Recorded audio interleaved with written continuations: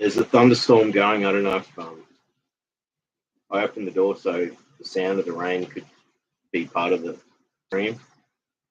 So hopefully you hear the thunder. It's pretty awesome. It means I have to speak a bit louder actually. So it must be coming through the microphones into the stream. So thought I'd do this. Maybe it's too loud. I don't know. I'll find out afterwards. So I'm doing these streams whenever I get a chance to. And I had a bit of time.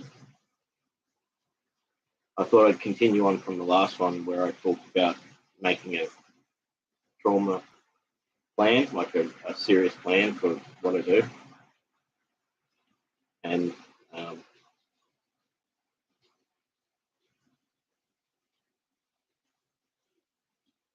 I'm just, if someone's in, how you going, Happy Herbert? Can you tell me if the sound of the rain is too much? And I'll close the door. Otherwise, I thought I'd leave the door open so there's a bit of rain sound. It's thunder and lightning. Good to see you here, though. No, it's good. That's awesome. So, yeah, like the last stream I did, but yeah, good morning to you too. And that's all right, man. Just glad you're here, and you know, I'm talking about my healing journey and what I'm sort of working on at the moment. So yes, the last stream I did was I talked about working out what sort of steps I take to do a serious effort and what I can do with my budget. And so, yeah, this stream I thought like I'll talk about. In the last week I went through, I got triggered and have been in a response state for about a week.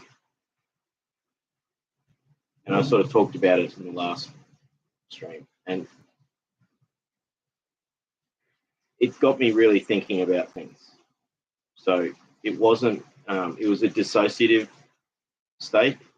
I was dissociated, and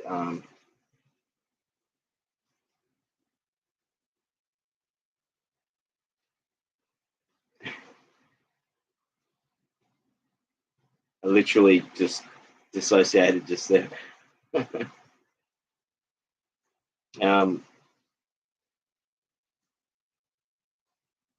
I think doing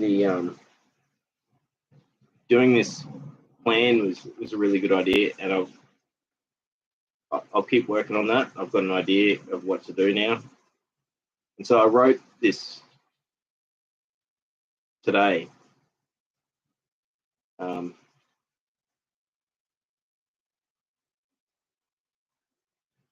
It's like a poem, but it's also like I guess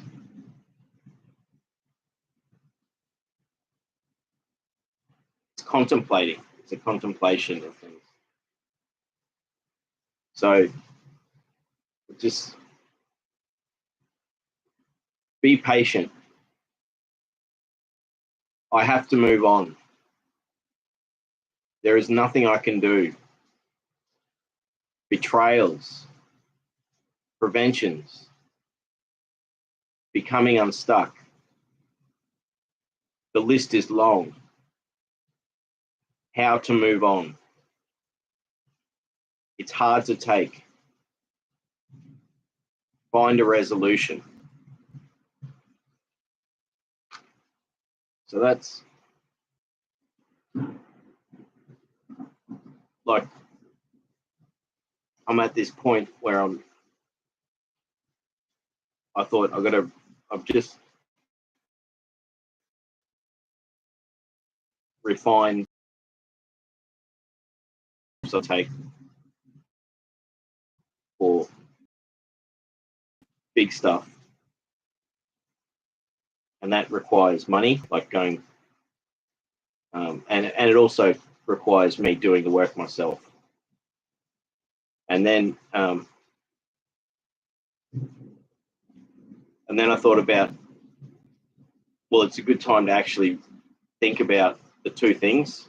So decompress and think about what I went through with this in this last week, and refining my daily plan. So I've got there the points for tonight. So I'm at a point of relief where sometime today, the pressure and pain eased.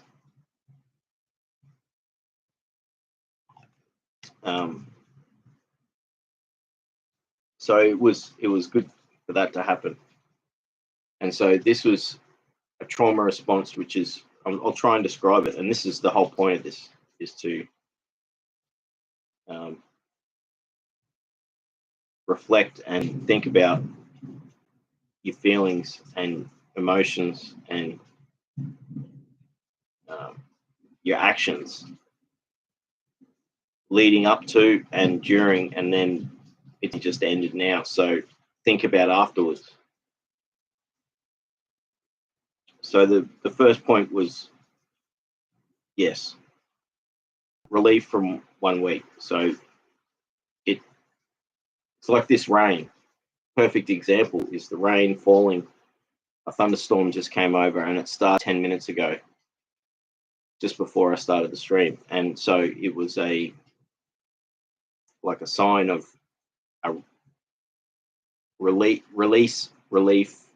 from something that had built up, or something that had been there. And you know, we've had overcast weather for a few days, almost this week. It's almost like the weather has been a reflection of my state.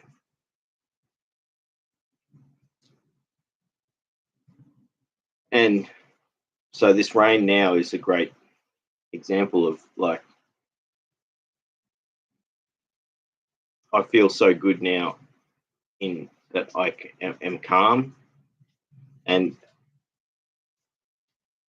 when I was becoming dysregulated,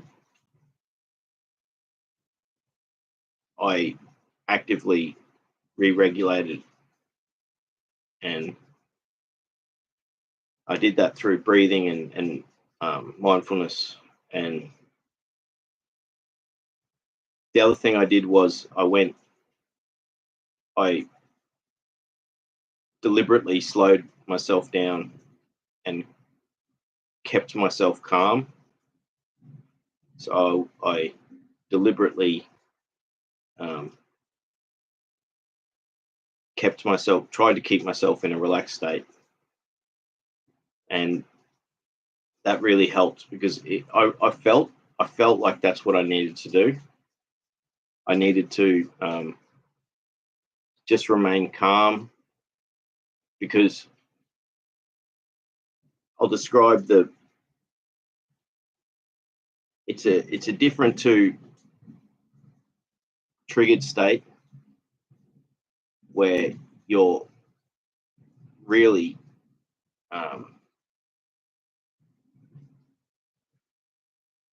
activated and you're panicking, or you're frightened, or you're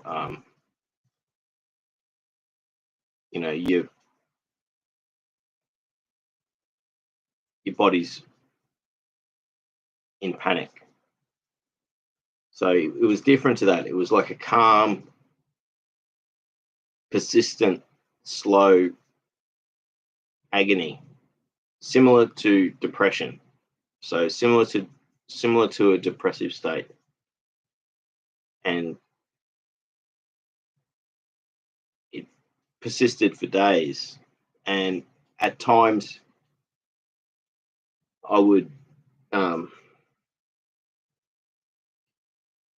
become overwhelmed because the thing that basically triggered me was, it wasn't one particular thing. It was like the whole thing. So it was like all the trauma all at once, but it wasn't like being,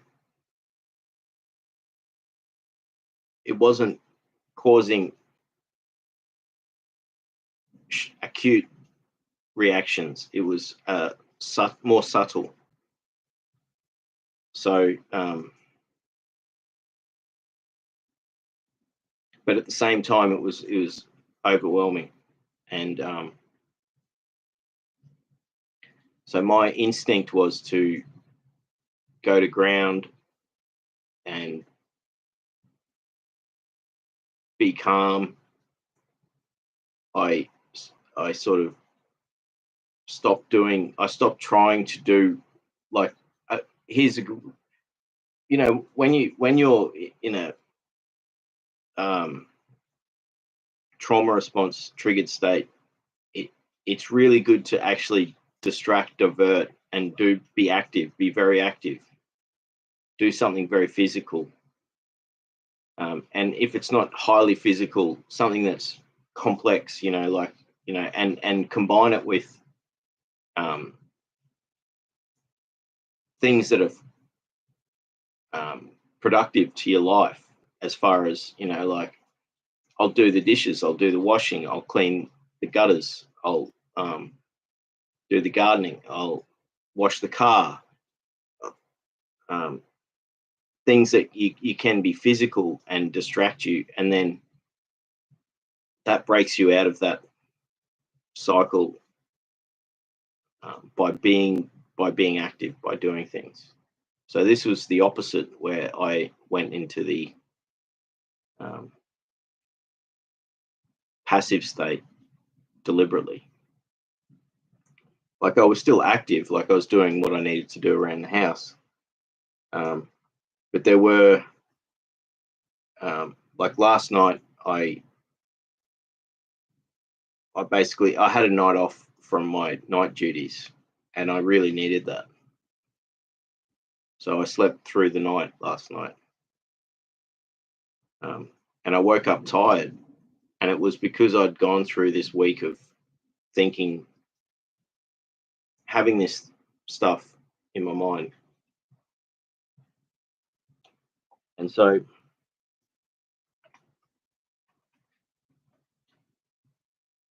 it's like a slow burning fire. It's you don't have to tend to it, but at some point it's either going to need more fuel put on the fire, like more sticks or more logs, or you're going to let it burn itself out and go to coals. And so I was being overwhelmed because it was everything. And the things that were really affecting me were, like I said in that poem, is that everything I said in that poem were the things that were affecting me, and also saying to myself what I need to do. So I need to be patient.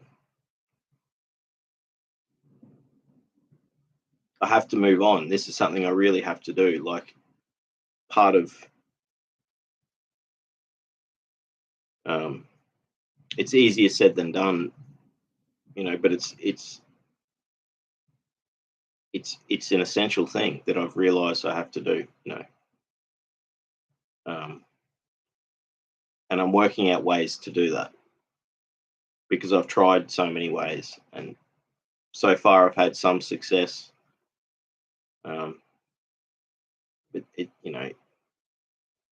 clearly there's a problem with the fact that there is so much there that it's preventing me from being in that highly motivated state. And when you're motivated and you're active,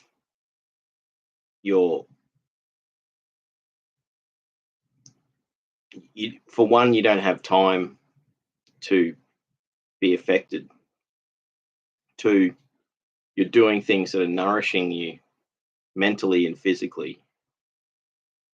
And then three, you're having these experiences that are new experiences, and so you're also growing and adding to your life in that way as well. And then the next line was, "There's nothing I can do," and so that's the futility and the frustration with my situation, and with, I guess, most people in this similar situation, where, for starters, you can't go back in time.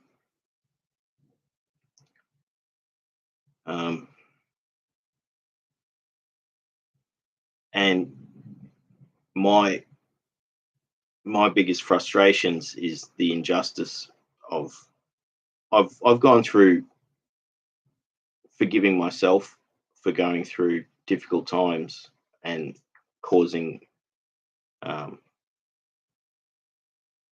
pain and agony to myself. So directing pain inwards, and that took a long time for me to actually do that. And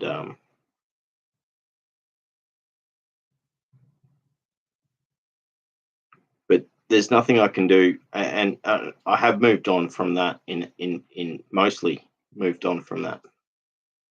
But what really still gets me is there is nothing I can do about the things that really affected me. So there's nothing I can do about it. And I'm angry about quite a lot of it. And I'm angry towards a lot of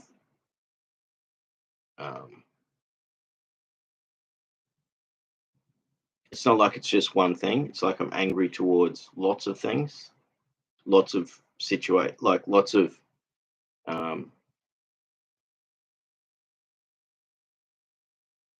lots. I'm angry towards lots of situations and people in different places of stature or power or responsibility. So that's what causes me a great amount of pain, is that I can't do anything about any of that.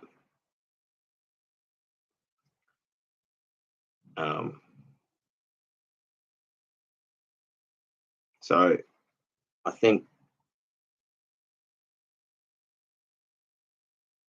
anger therapy will help with that, because it will be some way of releasing that. And I've had some positive results from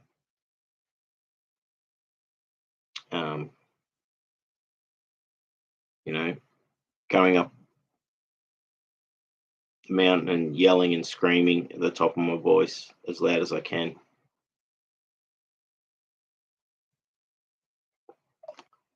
That helps. It's a really good therapy.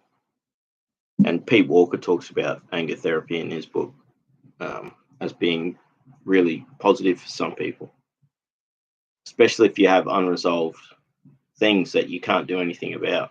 And I guess in most cases there is things that are unresolved and you can't do anything about them. So you're stuck. You have no choice really except to surrender to letting go. But it's very hard to do that because you want some form of resolution, but how do you do that? So the next two lines were betrayals and preventions, and so that they are probably the biggest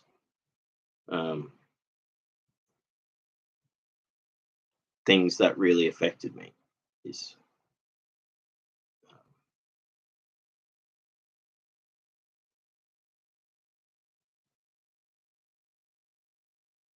so betrayals was literally being betrayed um, multiple times, um, and preventions is like being denied acknowledgement or resolution to something, because it's either ignored or silenced. Um,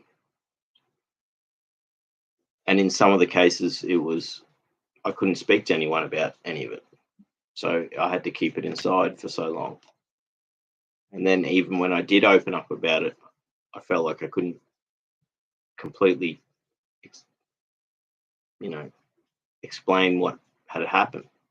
So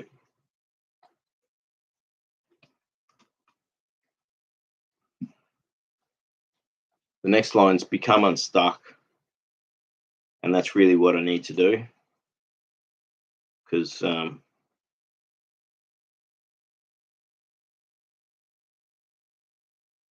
that's maybe a good thing to just always think, if you get stuck in something, become unstuck.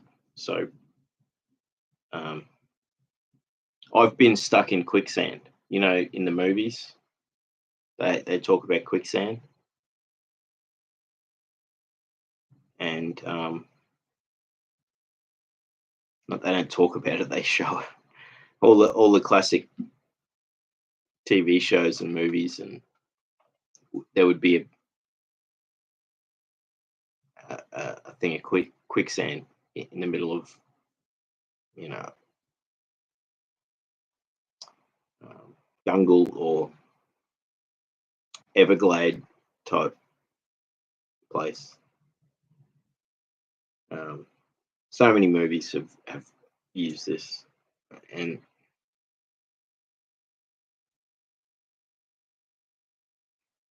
it was very terrifying actually.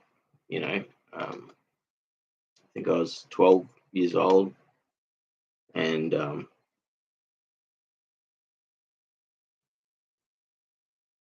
I was actually tricked into going into the quicksand.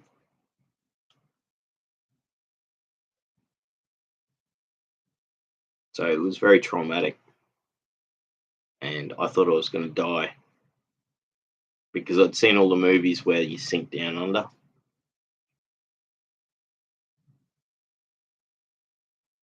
So we'd gone down to the river, and it was a sandy river, and it's a river that is a tidal river.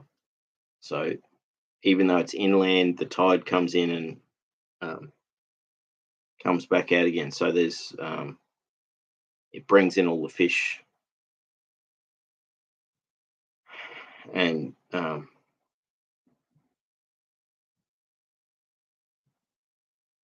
the person I was with, who was guiding us taking us out fishing and swimming and stuff.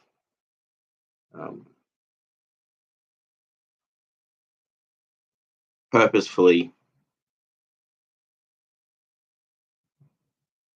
got me to walk into this area, knowing that it was quicksand and I was going to get stuck. And it is literally like you say, the more you fight against it, I started panicking. And as soon as I started panicking, I started sinking further and further deep into it.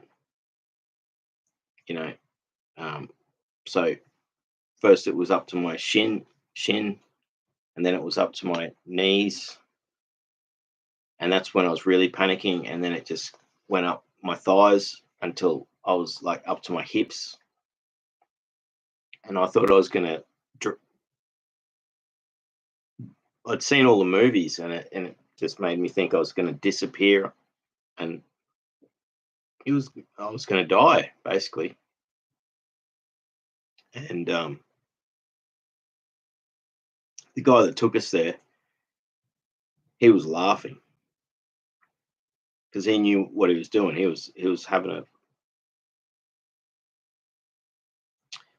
a joke because he grew up there, so he knew where all the places were where the quicksand was. So this is quicksand in a river, and very scary.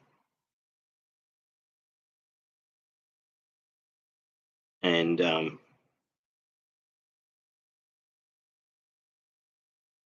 as I was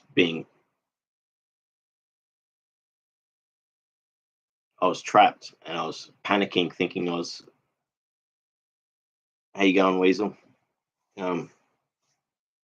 I was panicking, screaming, and I was crying. I thought I was going to die, and I was like, why aren't you helping me? And they're like, oh, we can't help you. And then he started laughing, and then they said, just stop, because I started really shaking around, and that's when I started getting deeper into the quicksand, and I literally got up to my hips. And he knew how to rescue me from the quicksand. So he basically waited to the point where I was just got to breathe. Yeah, that's it. And how you going, Donna?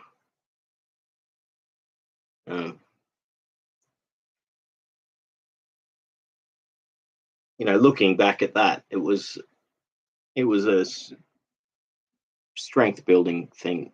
I felt humiliated, and it frightened the life out of me. But I learned what to do, and so as I was panicking, I was rapidly trying to get out of the sand, and that's what was actually drawing me down further. So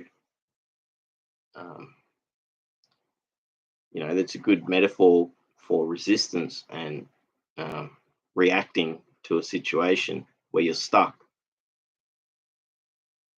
So in a sense, that's sort of what I did this week, is following that, is to be calm and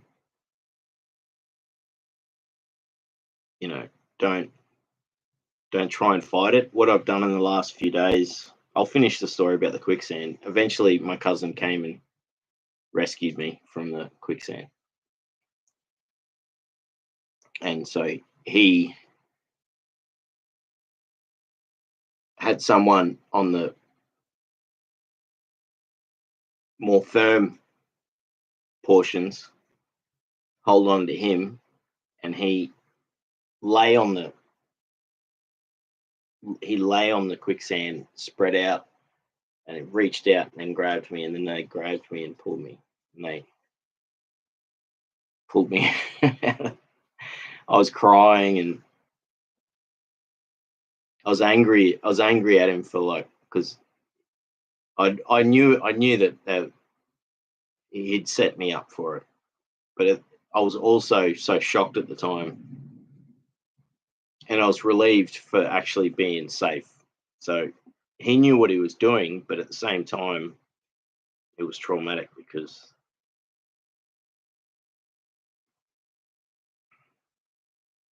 when I did get stuck, and because I had all these um, things from the movies where, like, people just disappear into it really quickly. It doesn't happen like that. It happens really slowly. So you just get further and further down until you're up to here, and then you just can't get out. And if there's no one around to rescue you, like,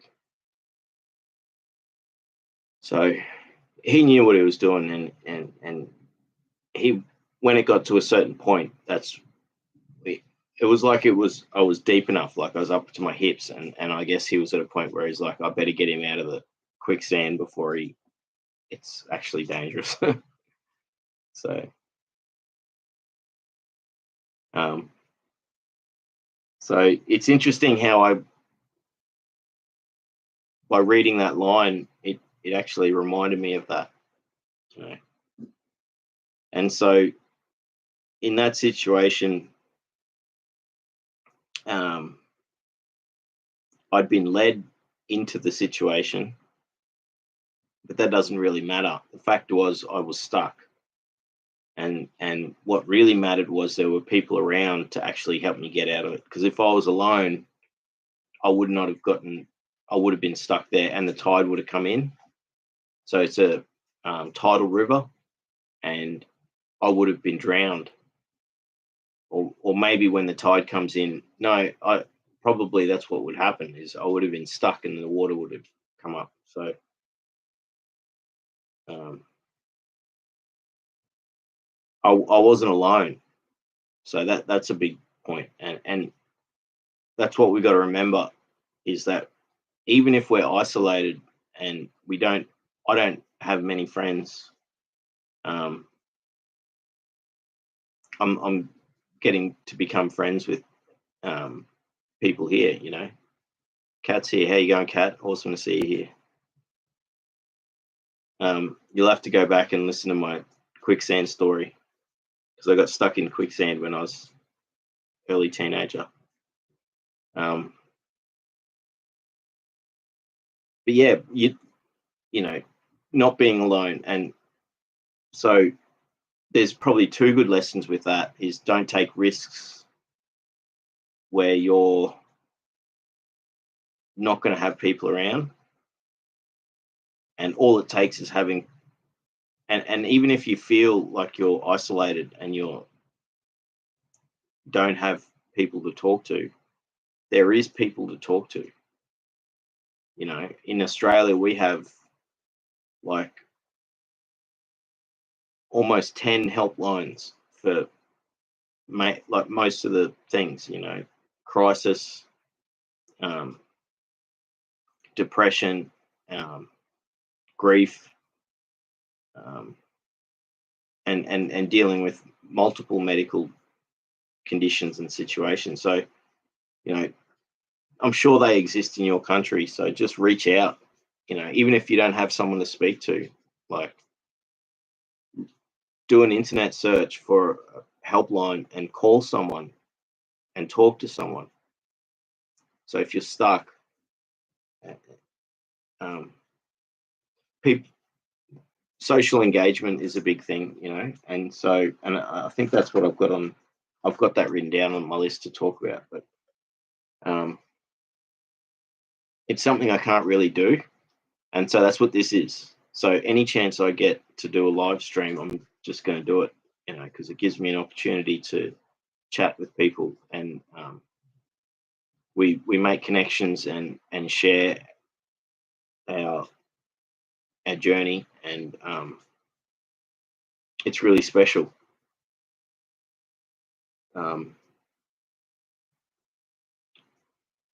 maybe in the future I'll be able to join a social group to do stuff, like whether it's bushwalking group or a gardening group, or there's a group that fixes up the creek and cleans out all the weeds and debris after floods, and plants trees and stuff like that, but I can't do that. It's too much for me at the moment. So this is my social engagement right now. I see the comments. I'll get back to them in a minute.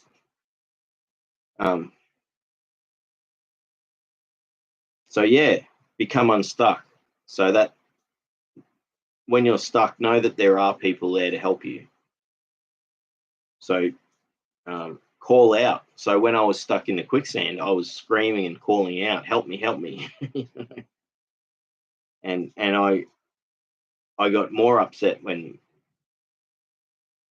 I was being laughed at. But I was being laughed at because they were setting me up. He knew that that was a patch of quicksand, and he told me to go walk over there, and I did, because I'm a gullible person. I do that. People tell me to do stuff, and I go do it. So I'm learning. Part of my life journey is to learn to say no and to recognize when I'm being taken advantage of. So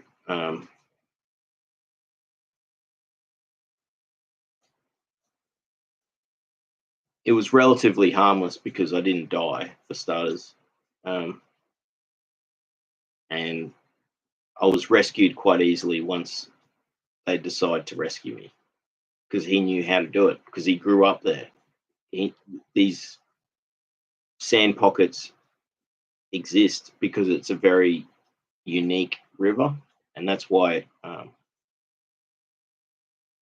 so he but what it wasn't until I really screamed out, "Get me out of here," that's when he switched into action and then rescued me.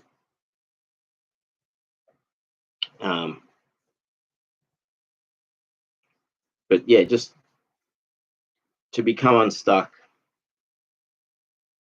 is a big thing, and that's what I'm trying to do, is go from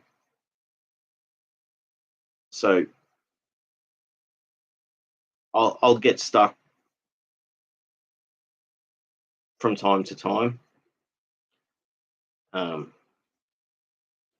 but then there's the long-term things that you get stuck with. So I want to get unstuck with those things as well. So it's identifying when you're getting stuck, whether it's for a day or two, or whether it's something that's been there for a long, long time. Either way, I need to work on those things. And then the next line was, the list is long. And it is. So the list is not only the list of things that hurt me, people that hurt me, but also the list is long of things that I need to do to get back to living and enjoy life. So it's not just one list, really, it's multiple lists, but if you put it all together in one list, it's a very long list. And then the next line was how to move on, and without a question mark. So it's almost like I'm saying to myself, there is a way to move on. It's not a question of how to. It's more of what do you do, and I have a fair idea of some of the stuff, so as I progress, the things that I'm not sure of will emerge as answers.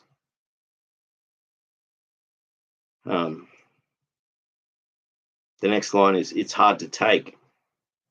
It is, and that's being honest to what it is that it's hard to take. And so it's a battle, and I try not to think of it as a battle, because then it's like you've got sides and it's a war, but it really is a struggle. And so it's acknowledging the difficulties is I guess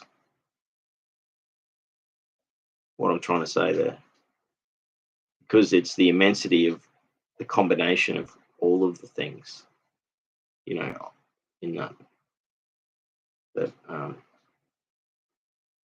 so acknowledgement is a big thing, but you can find strength in that, because when you say something like that, you know, it's hard to take, and then you go, yeah, but I've dealt with it for so long and I've managed to be reasonably successful in my life. Like I've struggled, but I haven't had,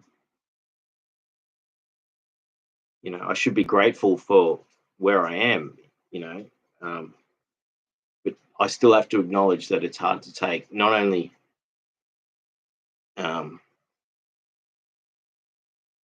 the fact that it, you know, even when you deal with traumas, they're still there. So you think you've passed it, but it comes back again. And on the other side of that, you have the remorse of lost time and failed opportunities. So once you've gotten past the shock aspect, you still have the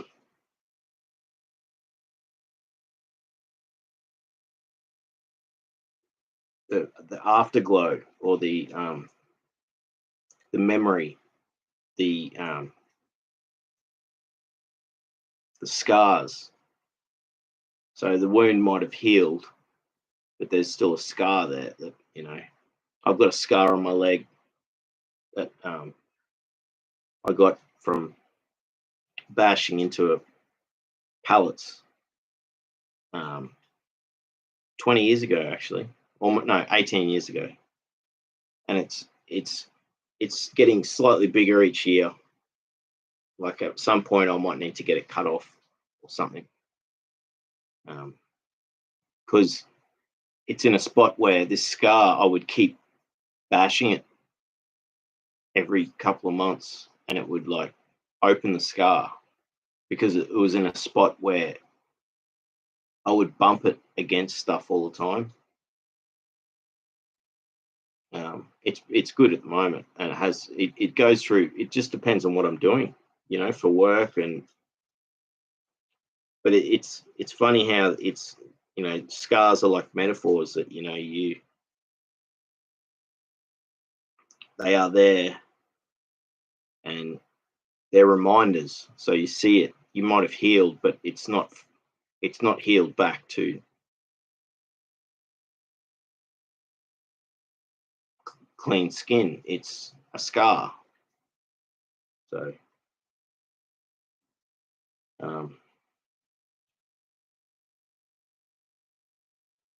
and then the last line was find a resolution, and that's what I'm trying to do, and that's what I'm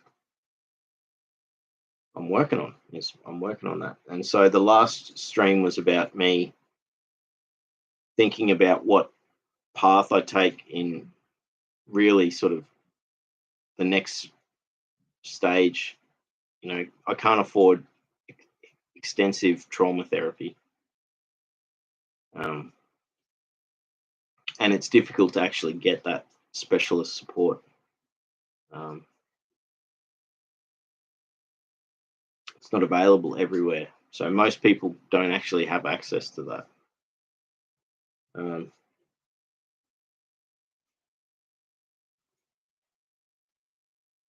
So for me, I think the finding the resolution will be actually to successfully let go of these things in a way that I can function and not have them affect me like they do. So I acknowledge, again, going back to acknowledgement, I acknowledge that they're going to still cause pain, even after there is a resolution. You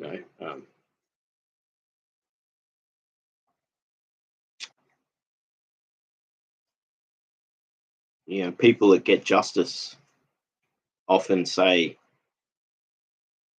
you know, it really isn't justice because they just want their loved one back or something. They can't. It's um, or whatever it is. Um, it's very rare that you acknowledging that a resolution is not going to be a complete solution, and that it will still come with difficulties. So I think that's a big thing. And then that sort of goes back into not having, you don't want to have no expectations. You want to have expectations, but you don't want to have the expectations to be so high that they're either unattainable um, or really difficult to actually try and, so that you could wear yourself out to try and get to that point. So it's either unattainable or you might cause so much detriment that even when you get to that point, you don't have this sort of energy to thrive. So my perspective is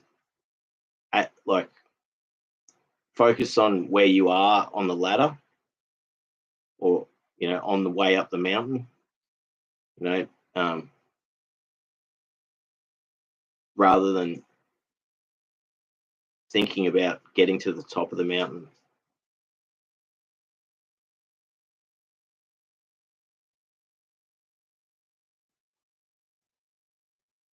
And that's being present. It's the more present you are, the more the better life becomes. And living with daily struggle becomes less of a struggle because you can sort of see it as, well, you accept it. And then as you get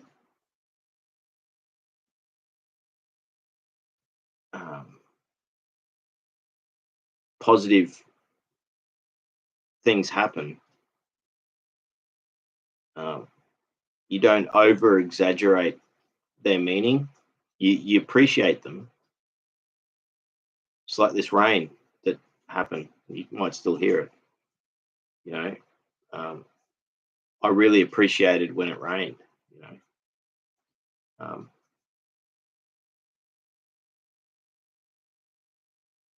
for me, it was very symbolic. As I was about to do this talk, and for me, whenever it rains like that, a thunderstorm comes through. It's very powerful, and if it coincides with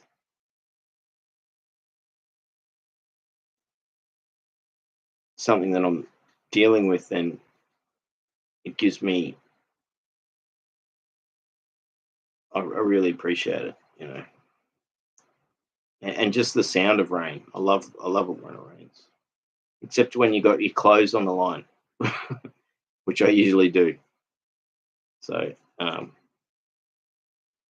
or you left your tools outside,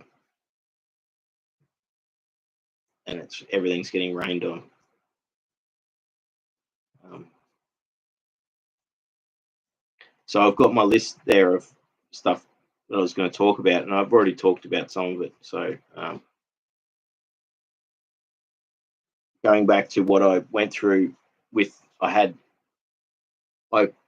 so this is basically what I'm doing now is thinking about the week, and I'm reading my emotions, and I'm thinking about what happened. Now, I'm not doing it in a really complex way. I'm doing it in a way where I can try and just think about, contemplate,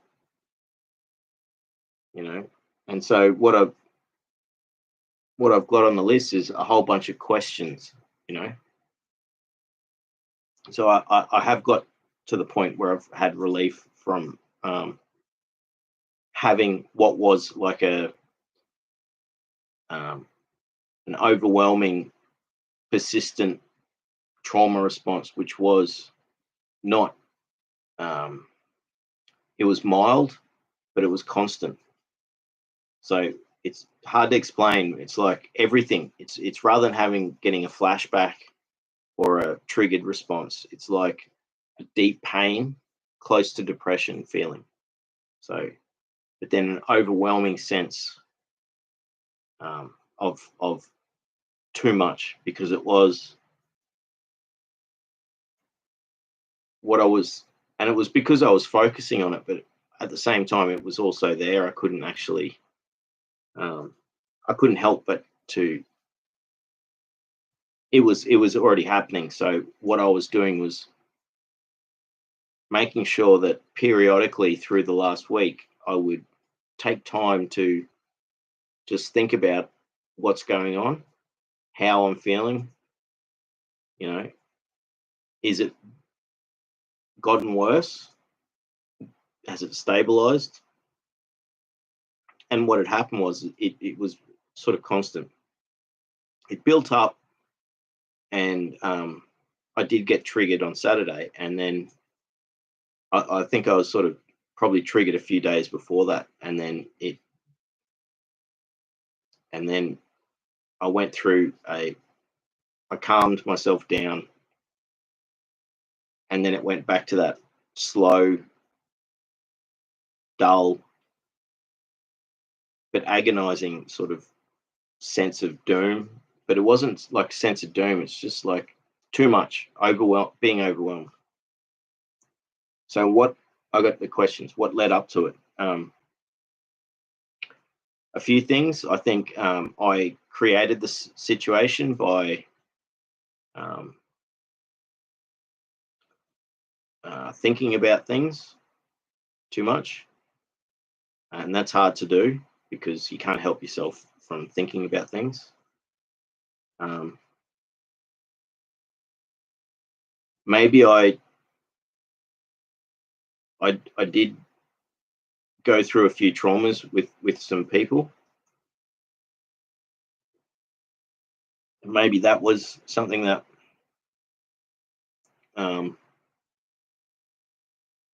led up to it, because I was exposing myself to being more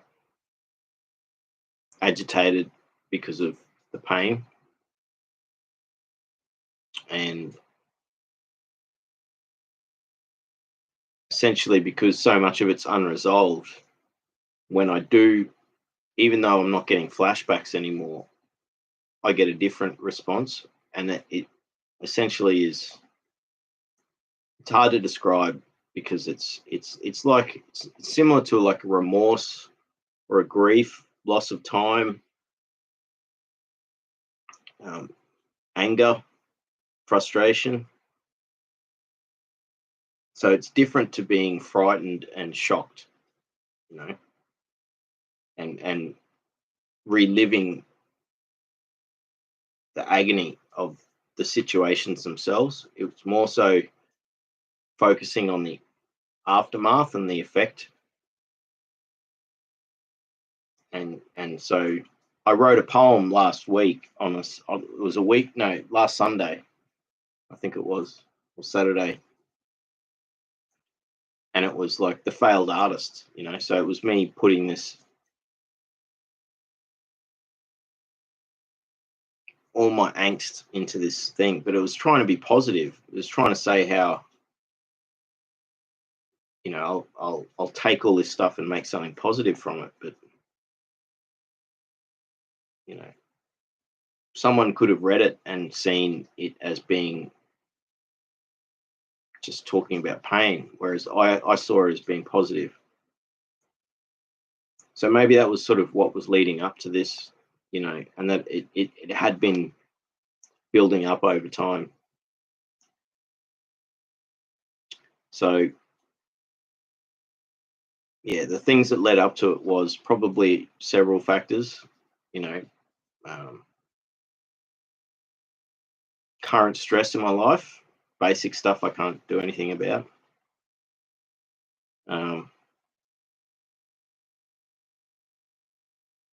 Maybe I was trying to do too many things, like trying to achieve too much. So I was trying to achieve too much, and then at the same time, I was going through too much. So I was exposing myself to old traumas when maybe I shouldn't have, you know. And when I was trying to do too much and then not being able to achieve everything, I was then putting myself in a state. And at the same time, I was exposing myself to these traumas that were putting me into a state. So they might have combined. And that's when I got agitated. And that's when I wanted to talk about my negative experiences with malfeasance and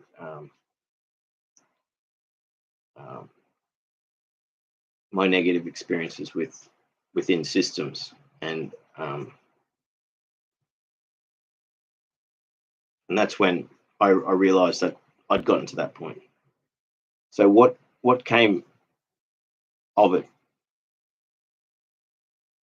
So good things.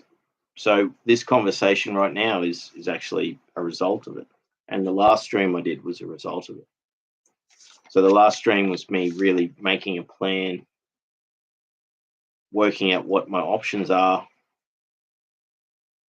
for intensive therapy of some form, or combined therapies, that not necessarily intensive but achievable financially, and also just achievable things. So yeah, what was it like was the next thing. I sort of described it before. It was like a dull, agonizing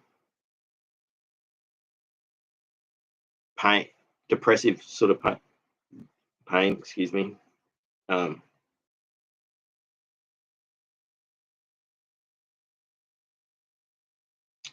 a mild agitation, you know, that and that comes from things not being resolved, and injustice. I've dealt with basically, you have injustice when there's things that people do to you, and there's also injustice when you do things that you regret, and then you continually blame yourself for. And so that can be as simple as not standing up for yourself, allowing people to emotionally abuse you by not being strong enough to protect yourself. And it can also come from your actions, where you do stuff you regret, and so you blame yourself for failing at things, or you know. doing things that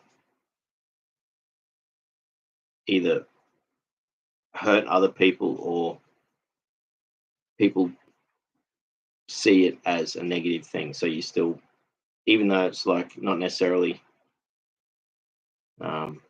yourself, you're still putting yourself to blame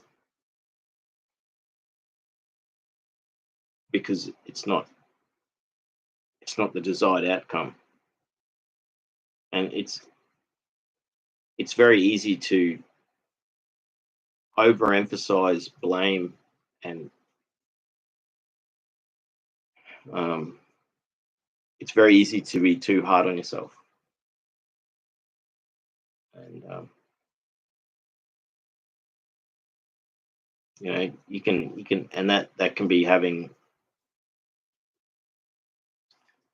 my one of my biggest things is inner critic and negative self-talk and self-sabotage, all that sort of stuff. So overcoming those things is one of my main things. Next one is, how do I feel now? And I feel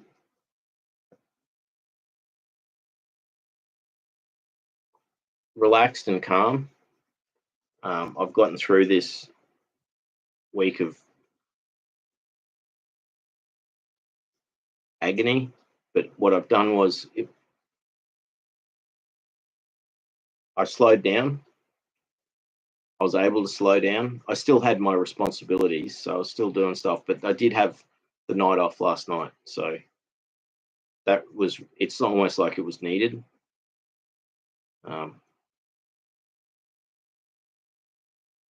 So I do feel better now, especially after, you know,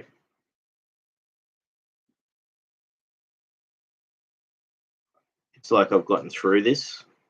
So how do I feel now? I feel calm. I do have an idea about what to do now, and that's the next thing. What do I do now? So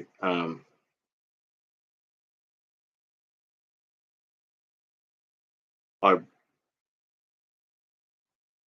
revisit my daily plan for what I try and achieve on a daily basis, and give myself realistic goals. I'm looking at the trauma therapy. So that's work I've got to do. I've got to do a lot of research now into companies, products, but I've got a list, and I've got a list of priorities. So I don't have to work too hard with that. The next thing is list of lists. So I do have to continue with this writing lists. So I need to maybe sit down and write 3 or 4 different lists and break it down into weekly goals, medium to long-term goals, and daily activities. So that's the next one, daily action. So this is the list of lists. I've broken it down. So one list will be daily actions.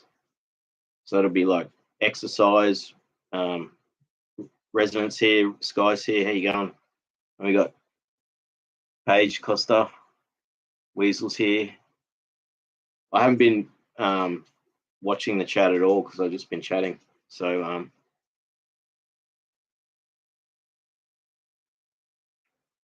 Paige says, say your poem. I'll say it again, actually. Oh, which one? The one about the failed artist? That was I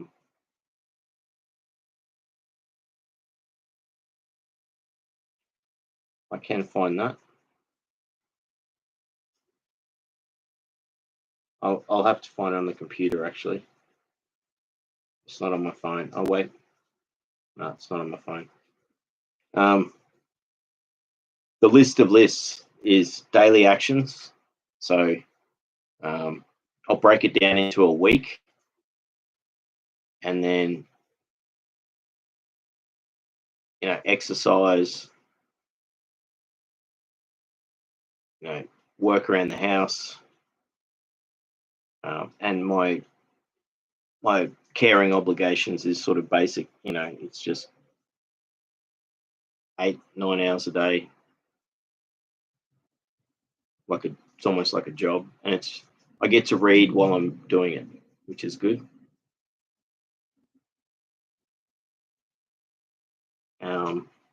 So in the daily actions, we'll be getting back to reading, because that's something I worked out in the last one. Is I was reading 1.5 books a week roughly, and that dropped off. So I want to get back to actively reading a lot, and I've just been buying a lot of books. So I keep adding to my library. So I have to keep this going. The next list will be doing the research on the next phase of the trauma therapy, and really making a plan. And that I need to talk to my psychologist, and then call a few businesses that do different therapies and ask them about it, get some information.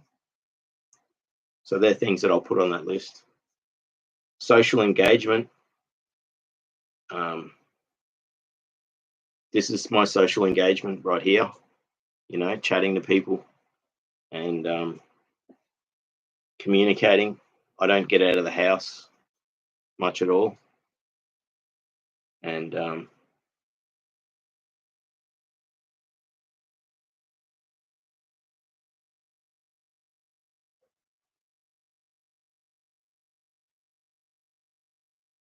that'll change. I do get out of the house to exercise, but that's only once a week. So that'll be in my daily actions. But that's not social engagement. So this is really my only social engagement, besides social media, is online. But this is really constructive and great. We have conversations here. It's like we're in the same room chatting to each other. This is great. I need to make a list for what I'm doing for my caring role, so I can work out better for that. Art therapy. So I write my poetry as my self-care art therapy stuff. I want to extend that to doing more stuff, not just the poetry. But if it's just poetry I do, that's fine, But I find writing lists helps you achieve goals. And even if you don't achieve the goals, you can look back and go, well, I didn't achieve it. And then you can look at why you didn't, maybe it was setting yourself too high a thing, like you can write, the list can be too short and then you complete it too quickly, or the list can be too long. But if you write a really long list, expect that you're not going to get through it all. That's a big aspect to that. You can challenge yourself to have, these are the things you want to do, but know that you might only get 3 or 4 of the things done on the list. So it's giving you options to do stuff.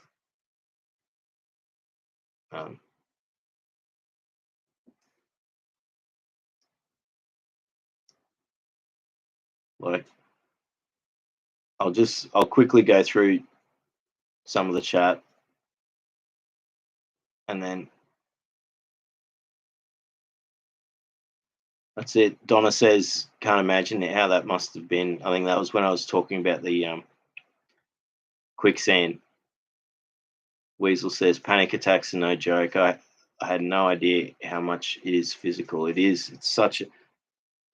They're so scary. And often people that have panic attacks, especially if their first few panic attacks, they don't even realize they're having them. They don't know what's happening. Some people think they're having a heart attack. Yeah, panic attacks are scary. I've been able to, doing breathing techniques and grounding techniques, I've been able to calm myself down enough to not have a full-blown panic attack. So you can actually prevent yourself from having a panic attack if you recognize that you're on the verge of a panic attack. So sitting down, taking some comfortable, easy breaths, and some deep breaths, or do some breathing techniques, grounding techniques.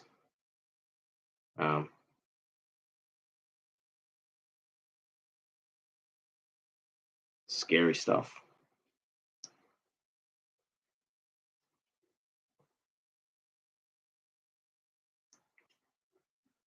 Yeah, real quicksand. Yeah, absolutely. Like it was in a river, and so in this river, they had pockets of sand that would, you walk in it, you sink into it, and I don't know if you fully sink right down.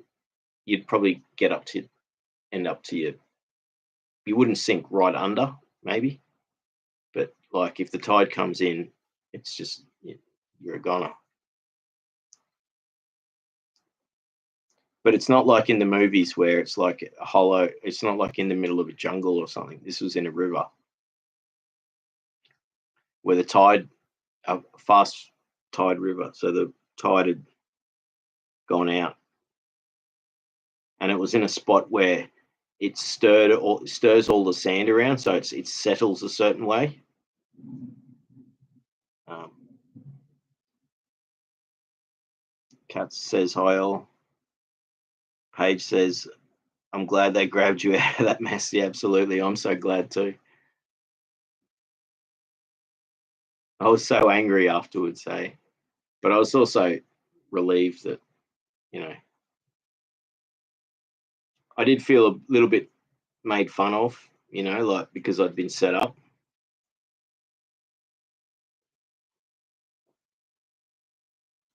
But, I calmed down afterwards, but I still held this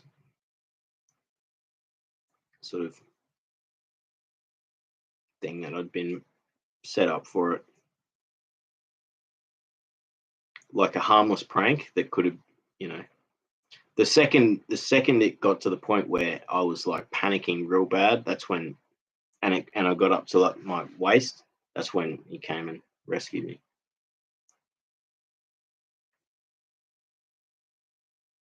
Weasel says there's a lot of people on this planet. There is.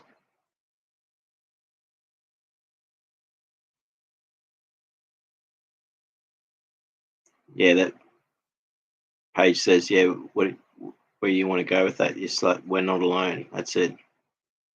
And there's a lot of people that have suffered trauma or suffering right now, and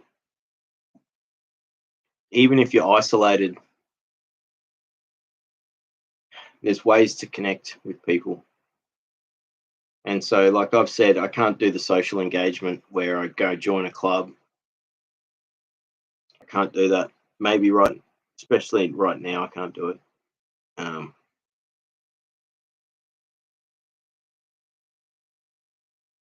Maybe in the future. But this is amazing for me. We're having these conversations right now. I'm seeing the love hearts flying. I love that. I'll add a few.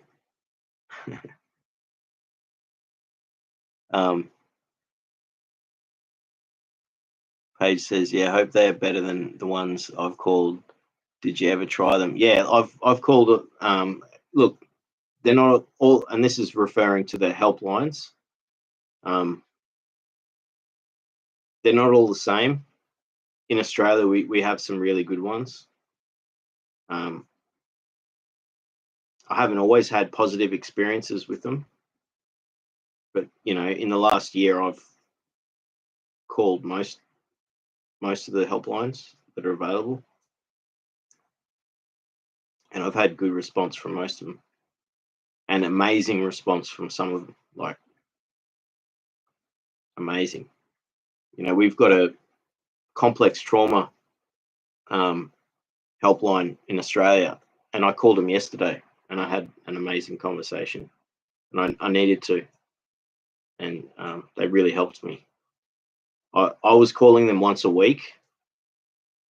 You can call them once a week for free, and I was doing that for a few months. Not I don't know exactly. Yeah, it was pretty much once a week for a couple of months, and then I eased off as I was starting to not need it as much. So I only call them when I really need to now, and it's amazing. They're amazing. We do have some really good helplines, and they're not all like that. You know, I totally get what you're saying. You know, I haven't had great experiences with all of them, but there's some that I would say are just world class, the best. Saved me so many times in helping me and getting me through the day, and just having someone to talk to. You know, um, we've got a helpline in Australia, and I looked. I haven't. This is one I haven't called, and it's just for talking to someone. And it's not about like you're in crisis or anything. It's just to have a conversation. Except they're only available for so many hours a day. So I haven't got around to actually calling them. I tried calling them, but yeah. So that one's basically set up for people who are isolated and lonely, to just have someone to chat to and have a great have a friendly conversation with someone. And so that's what we're doing here. So you know, this is great. Um, uh, Paige says, yeah, the ones in the US will call you an ambulance when you say your question, the pain you've been through, and judge instead of try to understand. That's sort of sad that they take it to that level. So what I do is I make it clear when I have called the crisis lines that there's no risk of me. I'm not at risk for unending my life, or ending my life. So I make it clear to them that that's not, you know, that I'm just in distress and I need to speak to someone, and that brings relief to the person on the other line too. They know straight away, oh, okay, look, this person's not at risk. So that's sad that happens in America, where they resort to just calling an ambulance on you. But they have to make that decision. Like some people, and the thing is when you're calling them, you're in distress, and so they might think that it is worrying, and so, and we specifically have helplines for that too. If you're worried about, you're worried about your own safety, and that, and I think that it's amazing what they do, to bring people down, back to, not down, bring people back to, make them feel comfortable again. Paige says, wow, they knew you were in danger and laughed. I know, that's going back to this quicksand. I know. It was shocking. I was really angry with him afterwards, and I kept saying to him, oh, "You swear words." I was really pissed off, and he apologized. But he knew that he could rescue me. That's why he did it. So it was like a prank.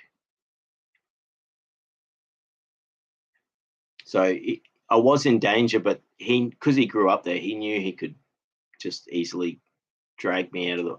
But then when they tried to drag me out of the thing, they had difficulties, and he started panicking a little bit. So it's like, yeah, wasn't good. I was thinking I was like, what age you were saying? Paige says, what age were you? I think I was 12 years old, 13. Yeah, and he would have been 15, 16. You know,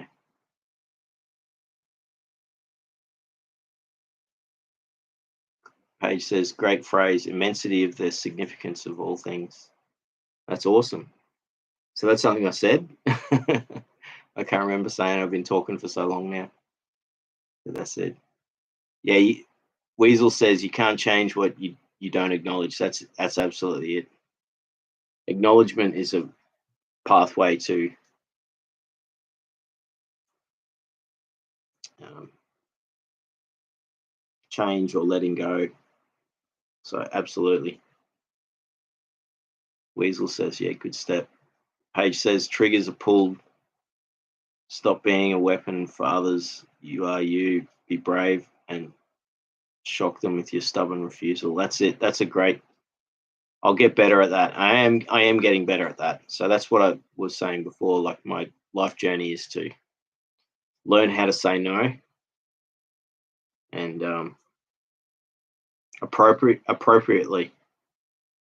You know, it's not like become a no person who says no to everything.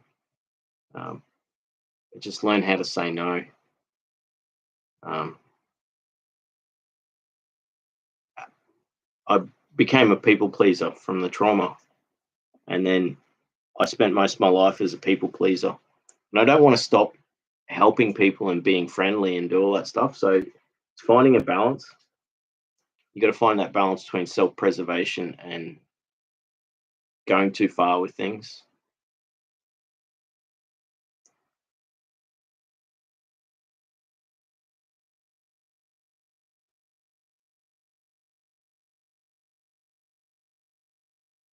Weasel says, I'm told memory doesn't ever go away, but our feels do. Yeah, I think that's true.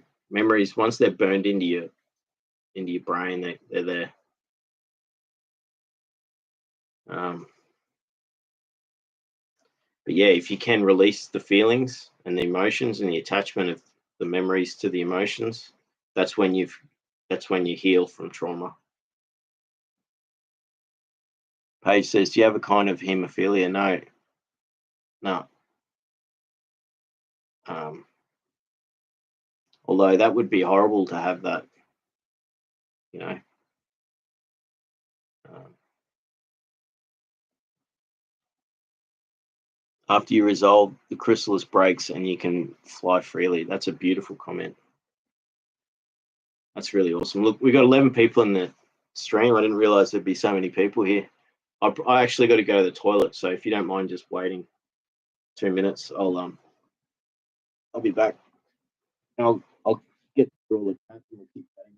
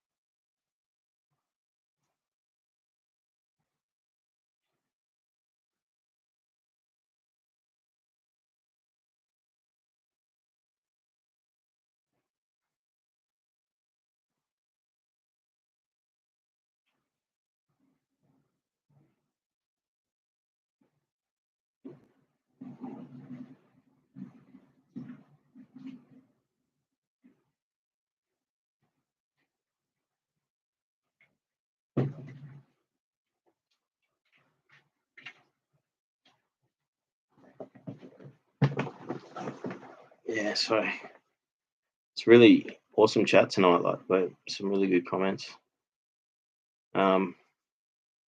I did have a blood condition for a while, like blood poisoning at one point, but that went away.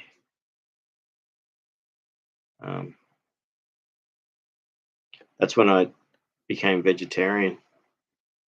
I haven't eaten. I've been veggie now for 18 years.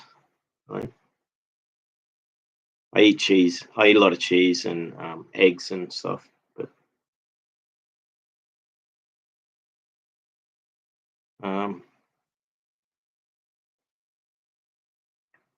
yeah, that's it. Paige says butterfly metaphor. It's a great metaphor when you resolve the chrysalis breaks and you can flow freely. Starbright's here. How you going, Starbright? Good to see you here. I hope you're still here. Accept life on life's terms. That's a really good comment because acceptance is a big thing, you know.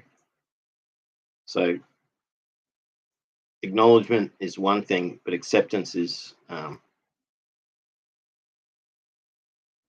something different, and they're similar, but accepting life on its own terms is really powerful. You know, you see its limits, and then once you know the limits and the boundaries, then you know what you can do within that.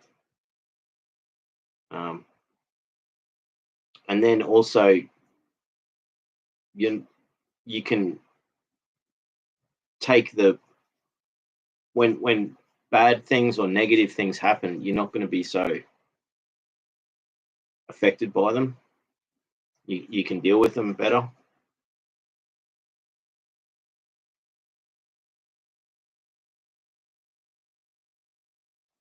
Paige says, acknowledging that a resolution will not come with a complete solution. That's it. Like Weasel says, loose expectations. That's a good thing. Yeah. So that's it. Not accepting that things might not turn out, but like that doesn't mean you don't give it a go. So and at the same time, when you do put in all this effort and it doesn't work, you're not so let down by it all. But then also the other aspect is sort of like what I was saying before, is that once you understand that within this set of freedoms and constraints, you have ability to maneuver, and that's so you adapt. So that's something happens, then you change course, or you look at something different. But you don't stop. You just change. Paige says, not everything comes in the same time. That's fair. We can go only as quick as those we are running beside. Change our company and find our tribe. Find your tribe. That's a really good comment. Someone said something similar to that the other day, talking about trauma, and that it was on someone on Threads, actually. I joined Threads, and it's really positive social media, actually. Everyone's saying nice stuff and helping each other out. It'll take too much to find the quote, but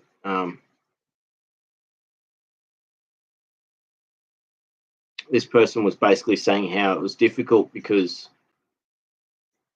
where she was with her healing,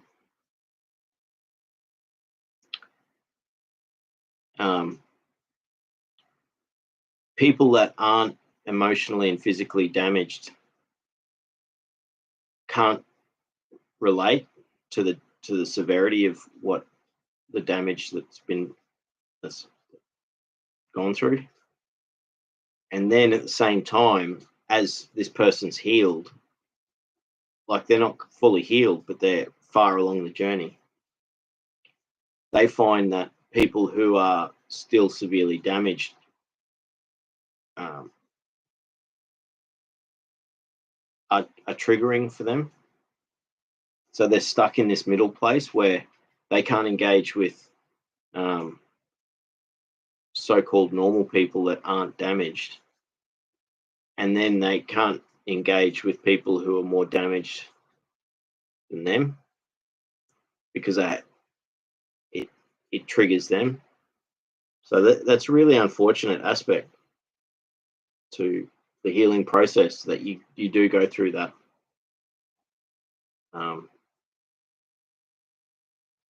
And that's essentially like what you're saying is that choose your company, and that will help you.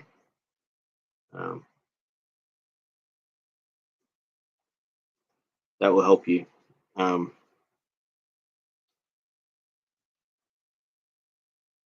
Weasel says, was just going to say that.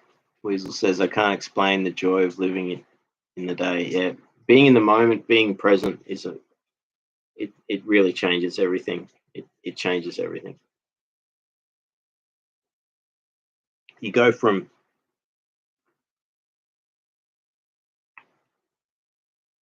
since I started learning mindfulness, I was really triggered on Saturday, and I did mindfulness. I had a combination. I had conversation with some friends that really helped, some really uplifting conversations, and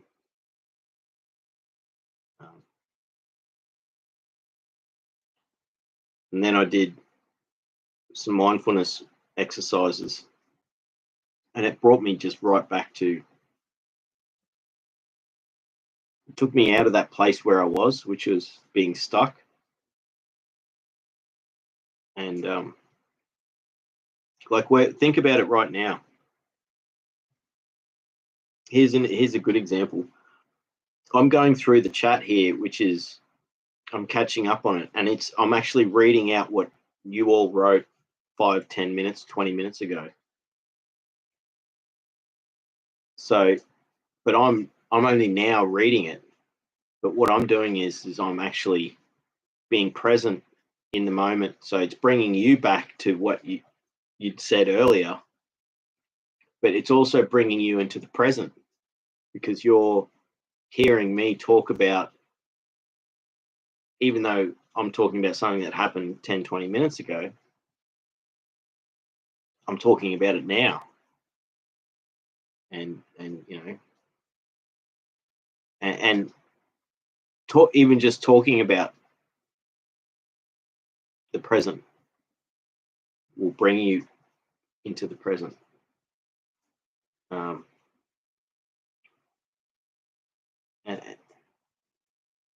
when you're stuck, mindfulness is difficult with severe trauma, because it is really hard to actually, when your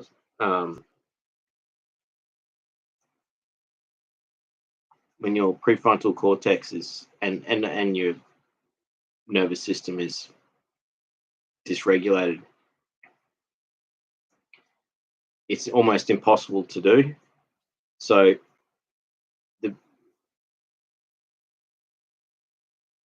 incrementally do it, like start with calming yourself down slowly, and then the more difficult focus stuff, that's then you're able to do the focus stuff. And a beauty about mindfulness too is you can do a whole lot of mindfulness is just being aware. So like, it doesn't matter if your mind's racing and you are triggered and you're thinking about all this stuff, be present with it and go with it, you know. So one thing I did in the last week was and I did this today for an extended period of time, and I think that's what added to me being able to break out of that state I was in for about a week.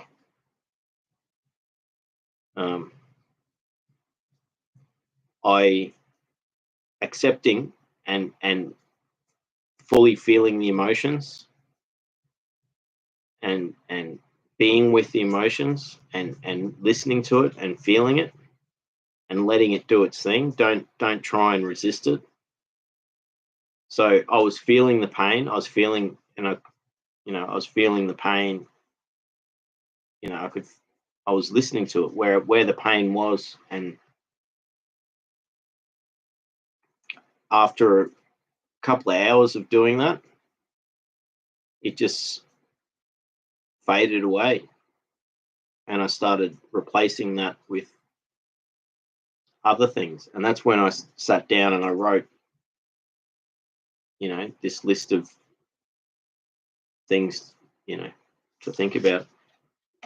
And it sort of started by when I wrote this, this poem: be patient, I have to move on, there's nothing I can do, betrayals, preventions, become unstuck, the list is long, how to move on, it is hard to take, find a resolution. But I will find that poem I wrote earlier. I'll find that once I catch up with the chat.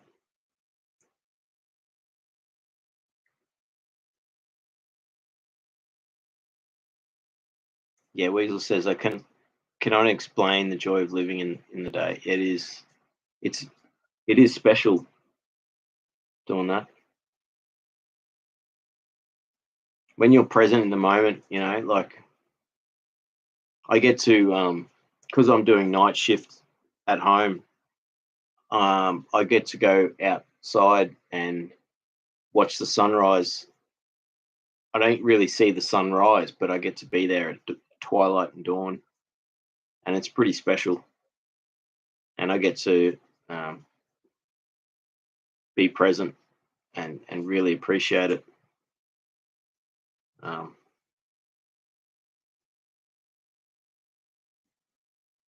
really, enjoy that aspect. And you can be present. You can be working in a really horrible, oppressive factory that doesn't pay you much money, and you're working long hours, and it's toxic environment. But you can be present and you can make it better just by being present. I just bought. I got so many referrals for that Viktor Frankl book, Man's Search for Meaning, and it's only like $4 on Google Books. And so this is a guy who survived Auschwitz, and just wrote this book about being humble and how that it didn't matter what horrible situation he was in, they couldn't take away the freedom of his own mind. And so I haven't read it yet, and I've just been told by, I think, maybe 5 people in the last few months, read this book, Man's Search for Meaning, read this book, Man's Search for Meaning. And people use quotes from it and stuff, and it's going to be one of those life-changing books, I think. So it was only $4 on Google Books. It's good when that happens. I think encourages people to. As soon as I saw it, I was just like, "Yep, I'm buying that. I've got $4 in my bank."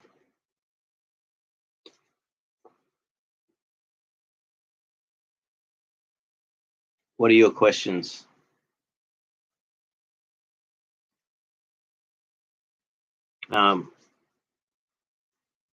I don't know what that is.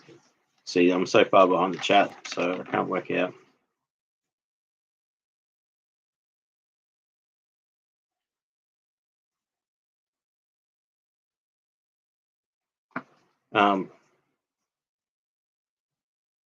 That's it. What are your questions? Oh, the body, it's the body reacting, says Weasel. Paige says, depression is a symptom of not feeling free to be and grow. Yeah, absolutely.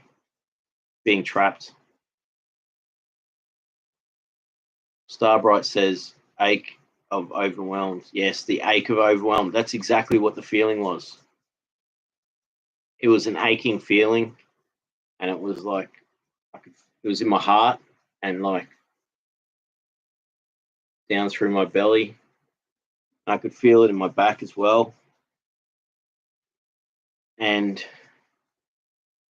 it wasn't a mind pain. My mind pain wasn't there. It was slightly there. It was like it was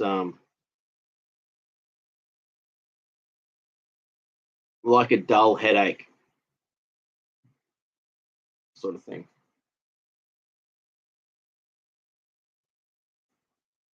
Paige says, I'm listening, give me slam poetry.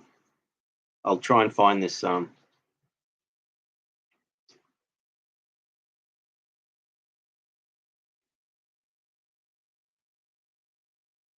see if I can find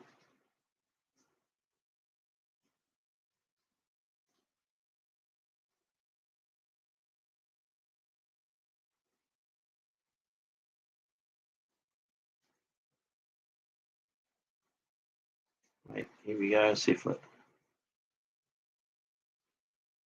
give me a second. Here we go. Yep. This is the poem I wrote last week when I was really angry. And it was called The Failed Artist. I was so close and I almost made it. If it were not for those that forced me to quit. Through lies and deception, this pain is now what gold is made from. To persevere alone, continue on, replace what was taken. So it's that was a short poem. So it was sort of pretty bitter.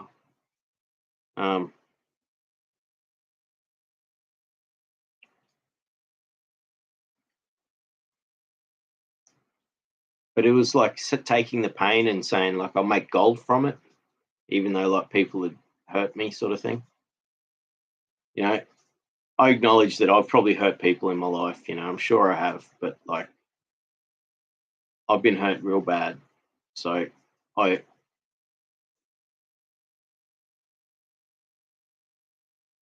got pain from that. I've had prolonged emotional abuse, varied types of it as well, and you become closed off. And that's what I love about these chats is I get to be open and they're really friendly and like I notice everyone in the chat opens up about stuff.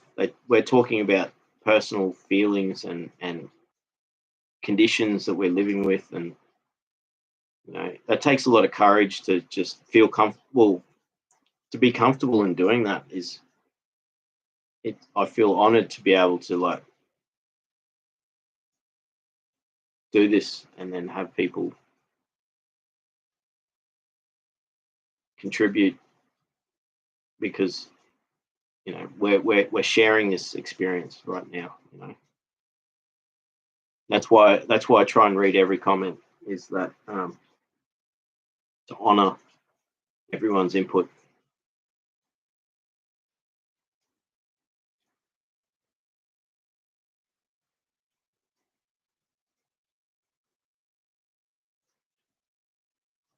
Paige says, no, you're giving to black hole souls. I think that might have been to do with the that earlier poem I read. Weaselbox says, also easy to get impatient. Yeah, me too. You know,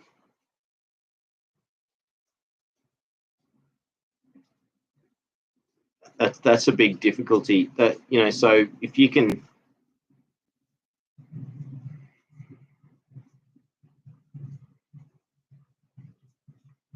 being aware of, because that was that, be patient. So that was that poem. It's good to remind yourself to be patient, you know, and because it's so easy to be impatient.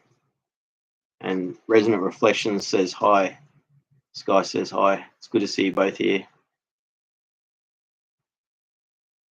I'm so far behind in the chat. I am really far behind in the chat.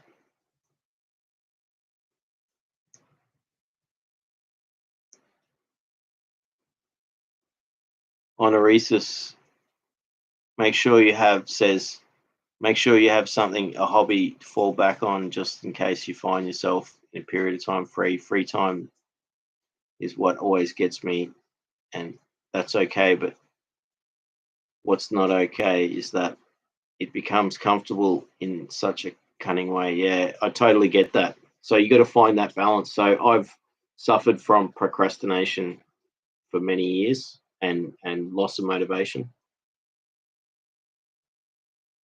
So also suffering from having too many hobbies, too many interests.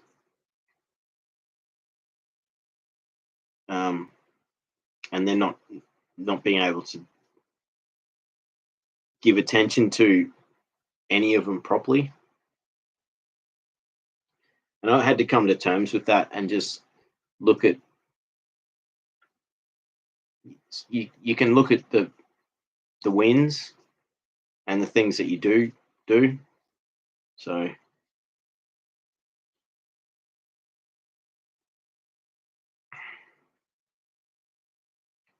like I started going and recording the sunset a few months ago, at least once a week, and sunrise as well, and making YouTube videos.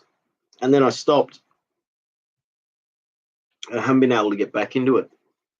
So that's on my list. When I write my list of stuff, is to get back into that. And so once a week at least, go and record a sunset or a sunrise, and then make a YouTube video of it. And I get better and better at doing it, different locations and things like that.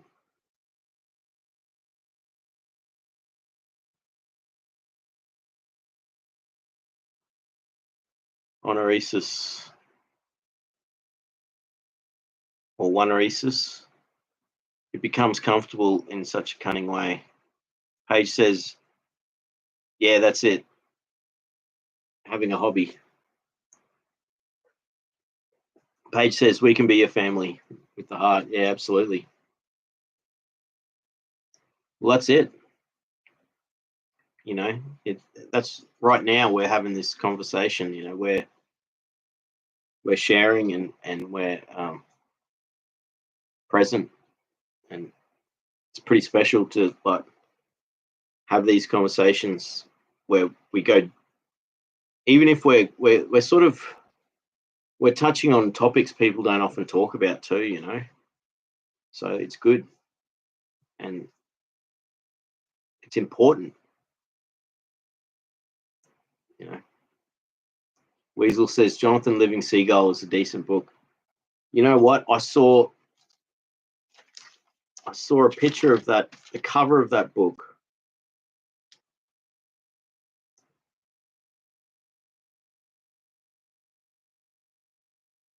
I'm writing it down. I usually write down whenever people give me things to watch or read, and that's like that Viktor Frankl book. You know, I wrote that down a couple of times and then I finally bought it. So I'll look for Jonathan Livingston Seagull.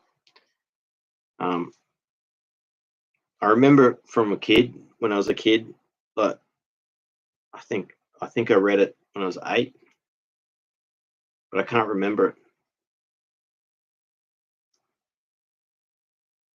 So I might have been a bit older than that, maybe 9 or 10. But it was around then. But I can't remember it at all. Like, I'm like, what's this book about? I just remember the seagull.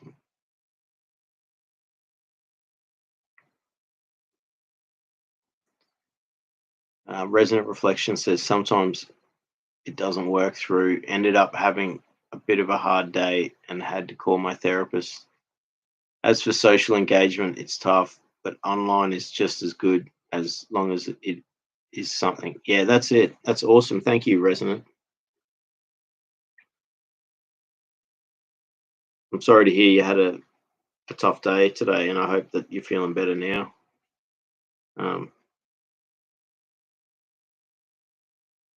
And that it's good that you can call your therapist. You know, I called Blue Knot yesterday, and they really helped me.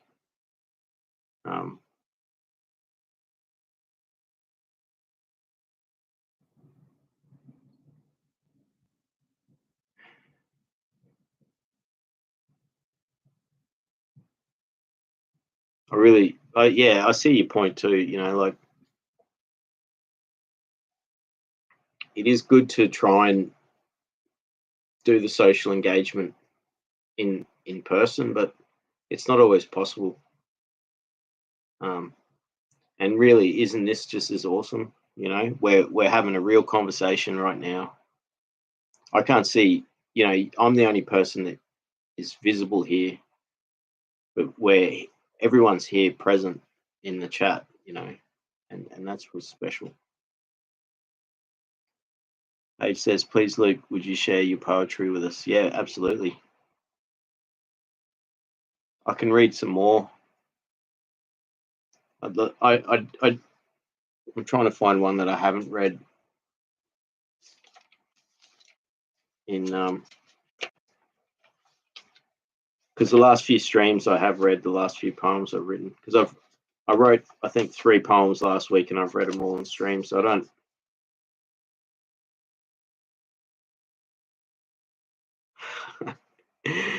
This is awesome. This is one I actually.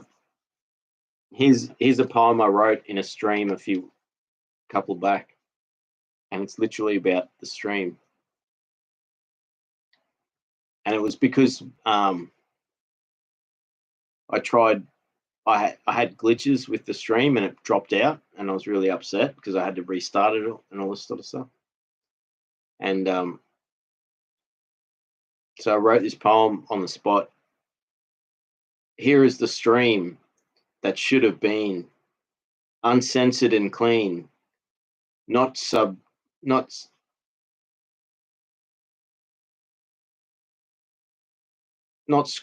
Sorry, I'll start again. Here is the stream that should have been uncensored and clean, not scrubbed and unseen, so you can watch it on a screen. Because I did a stream about negative experiences with the medical system, and it kept getting dropped out, and I was thinking I was getting censored. So it was probably just technical difficulties. It made me think anyway. Resonance says, writing poems is art therapy. I'm queen of lists, love them. Yeah, that's it. Lists are the best, aren't they? It's how you get through stuff. It's how you get stuff done. Paige Costa says, you can actually do what you want and be loved for it. You're reaching towards your high calling. That's awesome. Thank you so much. That's really empowering to hear that, and gives me courage and warms my heart to hear that, you know, and gives me a sense of purpose. Like, I know I'm on the right path. I just keep doing what I'm doing, and still, it's not going to be easy. I've still got all the pain, and I've got to work through things. But I do have a passion for wanting to help people in a way. So my goal is to take people bushwalking in nature and as therapy, and teach them mindfulness. So that's something I want to do for the future. So that's one passion. And yeah, share my other passions, which is writing and poetry and stuff.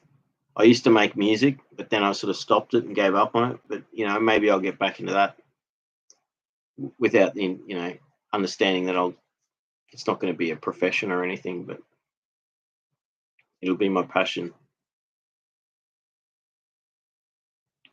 Marina's here. How you going, Marina? Good to see you here. Marina says, "Hi, I'm listening. I understand you, and I think you're doing a fantastic job. You're self-aware, which is half the battle." Thank you so much. That's a really good comment, and again, gives me confidence and warms my heart, because that's reassuring to me to hear people give me that feedback that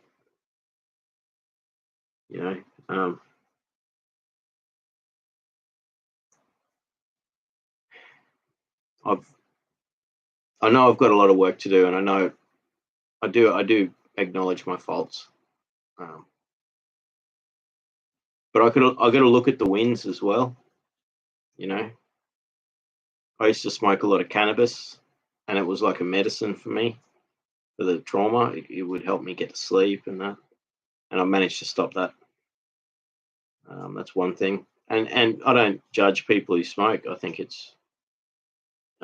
can cause harm, but it can also be medicine. But now that I've stopped it and I've got a clear mind as far as I'm not using it, I think it's helped me. But at the same time, if you're using medical marijuana or getting it, just using it, then I don't judge. I think I used it for many years, and it saved me. It got me through some really tough times.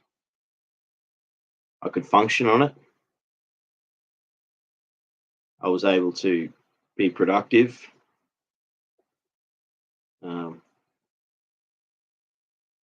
But it's like anything, really. It can have its good and bad sides. So, Sky says, "I hope you have a great night, day. I have to get up early tomorrow. Take care, everyone." Thanks for being here, Sky. That's it. You do early starts. I probably won't. It's coming up to 2 hours now. Like I'll catch up to the. I think I'll catch up to the chat, and then I'll probably end the stream, because I've got to get some sleep tonight before I wake up around midnight to start my night shift here. So I've got to get up early too.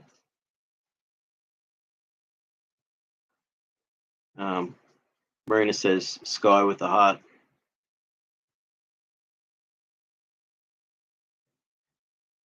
Wanaresis says, "Carry a little pocket notepad with you so you can write down things throughout the day, and get those moments of inspiration and clarity by something that impresses upon you."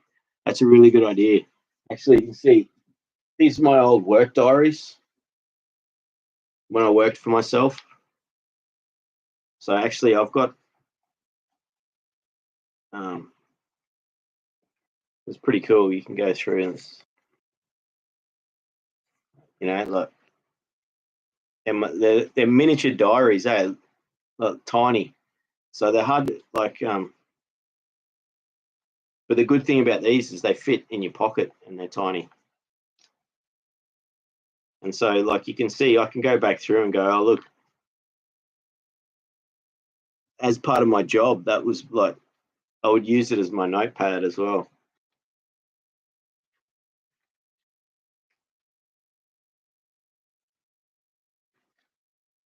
It's classic.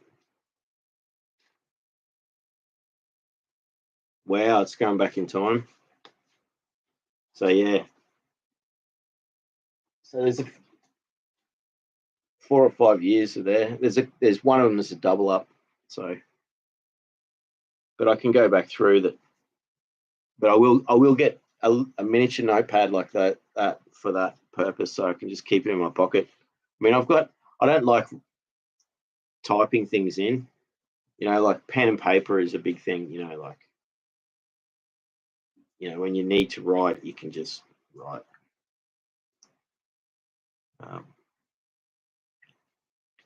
But yeah, I like that idea. Monoresis. I will get another pocket notepad. And I've got like a miniature pen too that like extends out, so it fits in your pocket as well. Paige says barefoot walking can help too. That's awesome. I love it. I love barefoot walking. There's actually videos of me on YouTube walking barefoot in the bush. It's good, like also the pain aspect. Like yeah, at first it's difficult and painful, but then your feet get accustomed to it and it doesn't hurt. And it's massaging your feet, especially if you're walking up a riverbed with lots of pebbles. It's like massage your feet by doing it.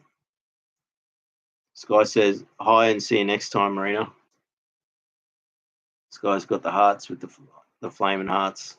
Marina says nature is healing. Absolutely. Nature is the best medicine.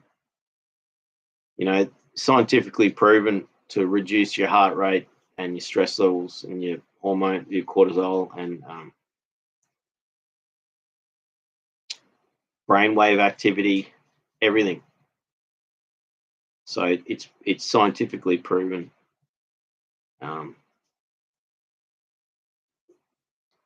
So the more chance you get to do it, the better. You know, at the moment it's only once a week for me, and it should be every day. It should be every day I go to the bush because I live right near bushland and I can go there. It's just I haven't created that habit yet. That's my next thing, and that'll be on the list to write down, the list of lists. Learning breathing techniques has been the best thing, better than pills. Absolutely, Weasel. I totally agree. I've learned mindfulness breathing techniques, some polyvagal breathing techniques, and box breathing. I've tried the Wim Hof method breathing a couple of times, and that's really powerful. I couldn't believe how long I could hold my breath for. And I'm going to write that down because I need to keep doing it. There's heaps of videos on YouTube of how to do the Wim Hof breathing.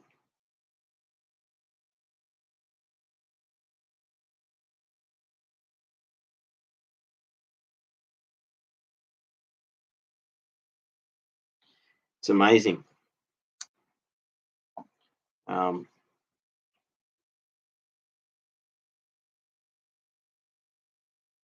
Paige says, yeah, it's good to be angry when others wish you fear of demise for their edification.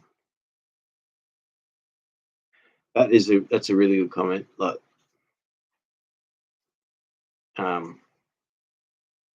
it's like justified to be angry at times, and anger there's nothing wrong with being angry. It's how you deal with it is a big thing. So inflicting your anger on others unjustly is not correct, but you can express anger towards other people in a compassionate way, and it's really fair because you're actually expressing how upset you are. And yeah, it's being able to express anger is a good thing. So there is lots of different types of anger therapy, yelling and screaming, and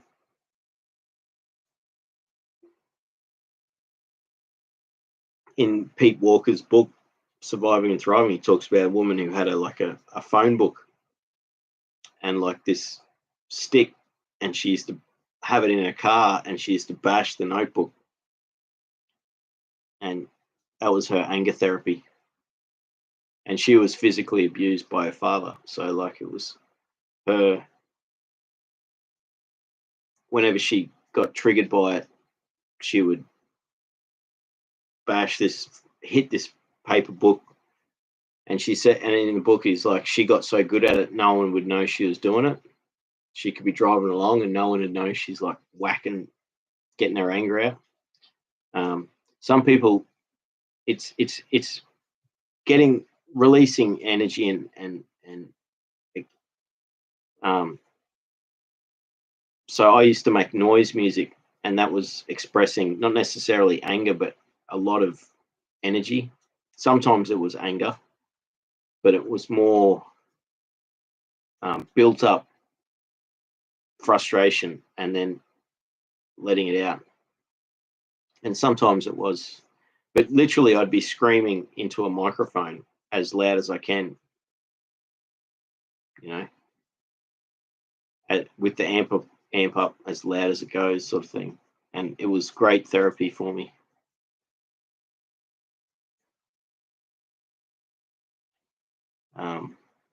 Marina says yoga and meditation, absolutely.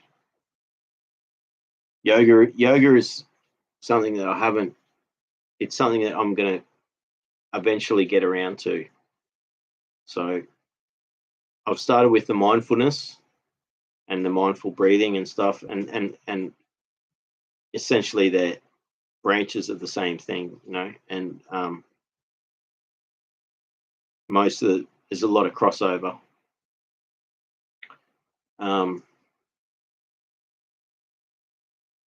But I've recently bought a few books on yoga, and I'm yet to practice it. One day I'll get there.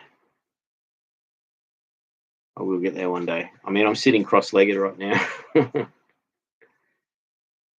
I need to sit in a more upright pose. But yeah, I can already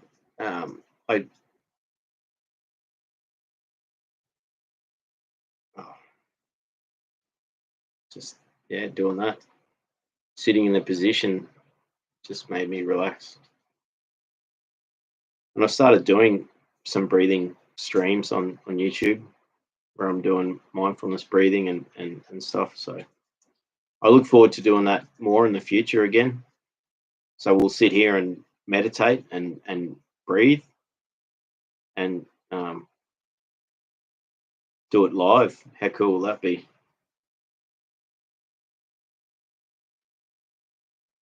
Yeah, Weaselbox says, oh no, here we go.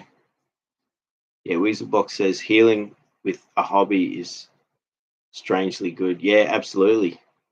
No, I think that's the beauty of that, is combining the two. So, and that's what I do with the hobby of like recording the sunsets. It's like healing, sitting there watching the sunset. Because when I set the cameras up and the microphones, I sit there and basically meditate. I'm silent, watching the sunset while the cameras are recording it. Because if I move, it'll pick up the sound, and I want the sound of the birds and the wind. And then when I stop, when the sun's set and I turn off the cameras and stuff, like I feel like I've really meditated, and it's just natural because as soon as I start the recording, I sit down or stand and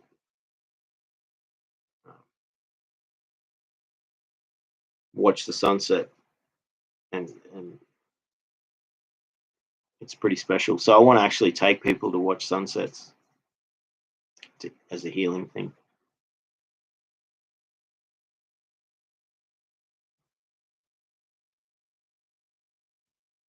Yeah, I've yoga with Adrienne. I've watched her stuff. She's good.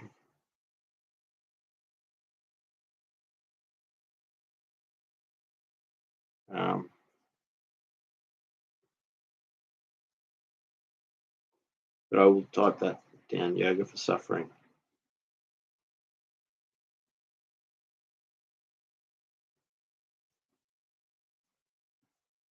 And there's a big thing with trauma-informed yoga now, which is pretty cool.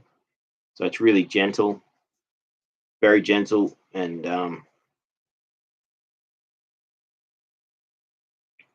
there's some good channels that are doing yoga, trauma-informed yoga. Weaselbox says, read that one. Marina says, oh, good. Nice, Marina. Yeah.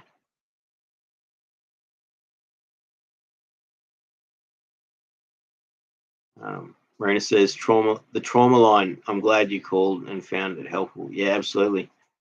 They're so good. You know, I think it was 3 weeks ago that was the last time I called. So, you know, like but sometimes I call them every week. Resonant Reflection says, some counselors are great, others not. I got one today who didn't quite gel with, hence why I called my therapist. Yeah, I mean, it's great that you're able to call your therapist too, you know.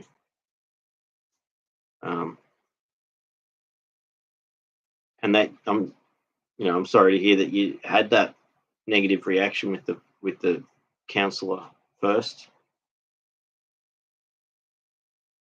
But that does happen. Hey, you know, for me, I think I'm trying to think how often. It's maybe 1 in 10 times I call, or maybe less, 1 in 15 or something. It'll be, I get someone that really doesn't work.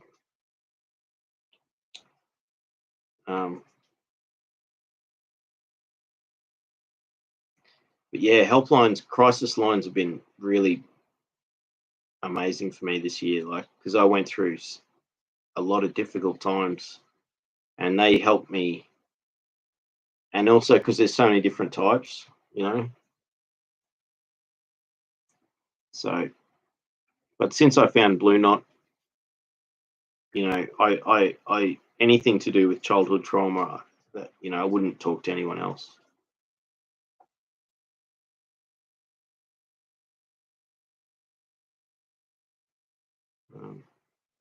Paige says, you look beautiful to me. You shine really brightly. Oh, that's thank you so much. That's like, I'm sure you're beautiful too, you know. I I I do find it difficult getting comments like that, but I'm getting better at it. So thank you.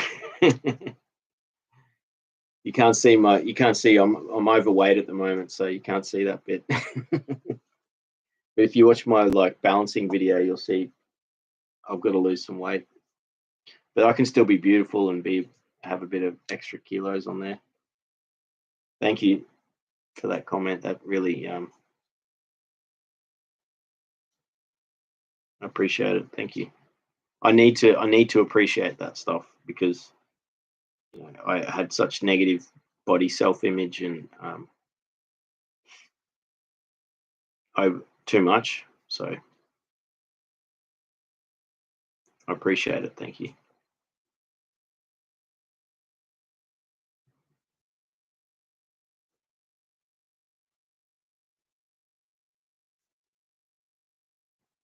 Monorisa says, kayak caffeine, and if so, nicotine. I stopped having episodes that would sometimes carry on through the day into the next morning. I think I'm getting a healthy level of dissociation. That's awesome.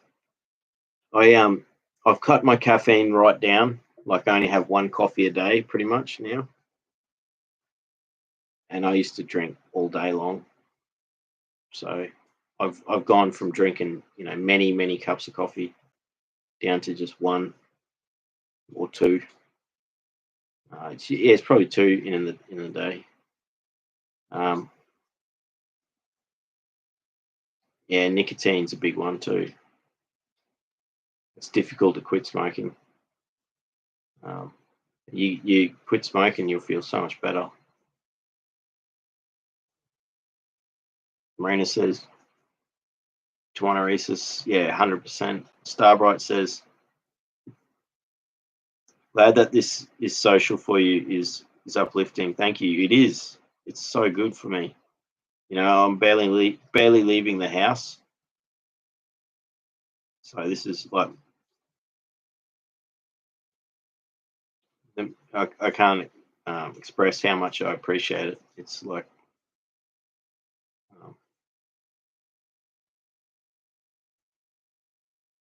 yeah, it is uplifting. And Starbright continues. That's what it's all about: connection and sharing in open space. That's awesome. Thank you so much, Starbright.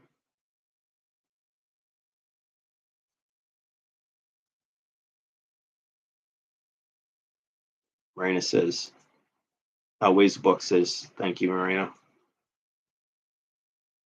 Marina says, you're welcome. Starbright's got the heart. Marina says, you should organise a Discord. I have no idea how it's done, but I could research it. Yeah, I've looked into that. And I know I'm looking at maybe this other one,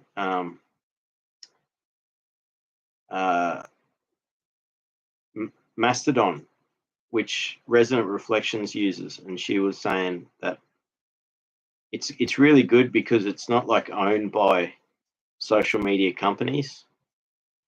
So there's no ads and things like that.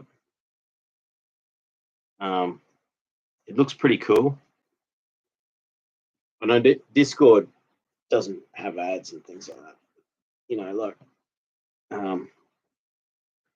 one of my things is I want to make sure that the if I do set up a forum type thing, that it's got to be accessible through the Braille network for Braille computers. So Discord doesn't have that functionality, so I don't know if I'll use Discord. And I'll take my time anyway. You know, at the moment I'm using the community tab on YouTube, so I'm posting stuff every day or every couple of days. And you know, if I start posting stuff on the community tab that's interesting, people can like chat through that. They can just send comments back and forth. So it's just like Discord, except you can't send files and things like that. You know, but you know, on the YouTube community tab, you know, you can put links and videos and photos and stuff like that, and chat back and forth on a topic. So you know,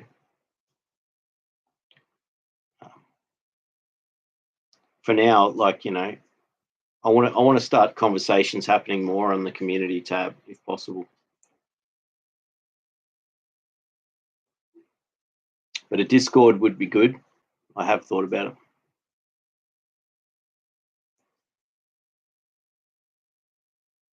Paige says you're channeling. Awesome. Weaselbox says saying no is a boundary draw. Once you say it and practice it, it becomes easier to do. Yeah, that's it. I do need to practice it.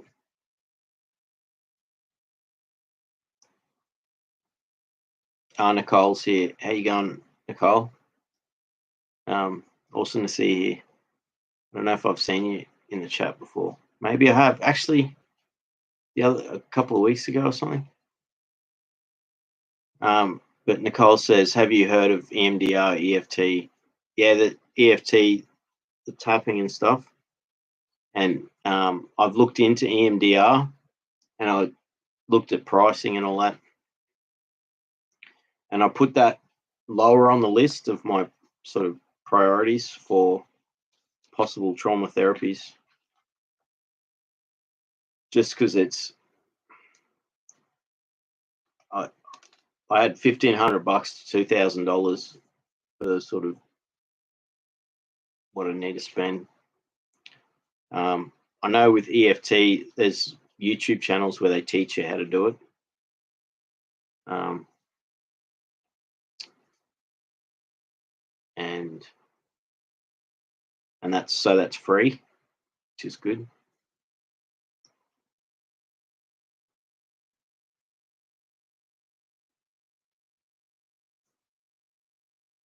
But yeah, definitely EFT. I need to do it. I'll write that down because that's something I need to just do more, make a habit of it.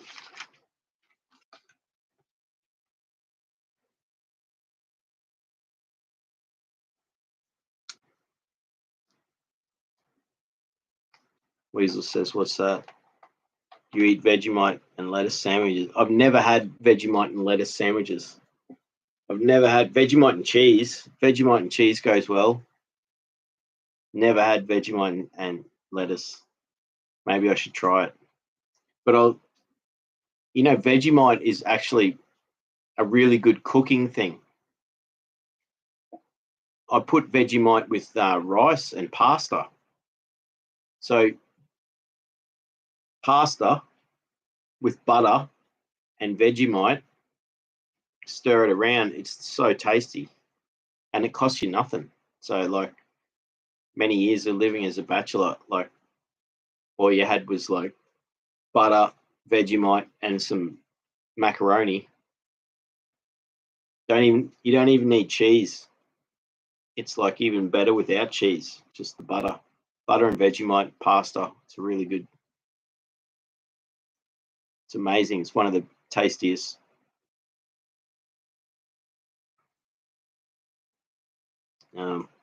Paige says, "I'll check out Threads." Yeah, Threads is cool. Like it's a lot of positivity. Like if you're already on Instagram, like you can just you know connect your Instagram account to it, and there's a lot of when you follow people that say really affirming positive things, like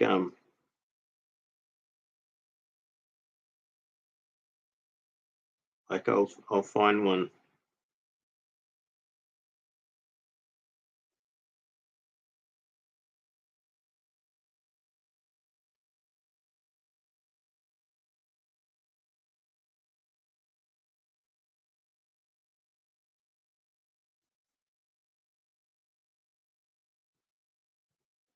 It's I, it's better than Facebook,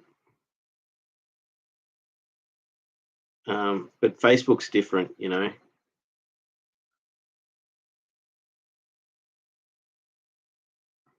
Um,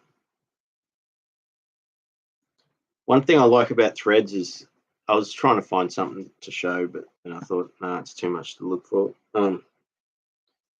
People just post really awesome stuff. So if you follow someone who's into, you know, meditation and yoga and that sort of stuff, and spiritualism and positivity and things, you'll just see these really nice things on your that they'll say, and so it's a lot of people just putting up positive things. So that's what I like about it. Um,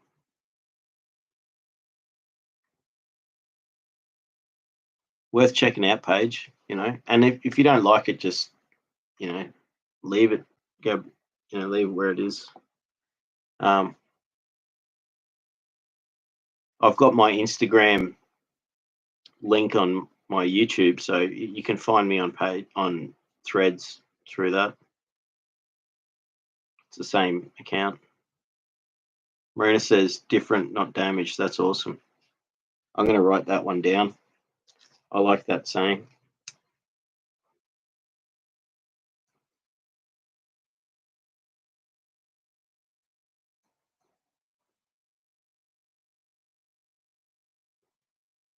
That's a really good saying.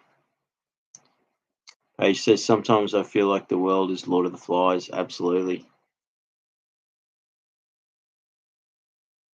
That's such a powerful book. I remember reading it in high school and watching the original black and white film, and then the modern version as well. The color, there was a modern version that came out in the 90s, which was really powerful.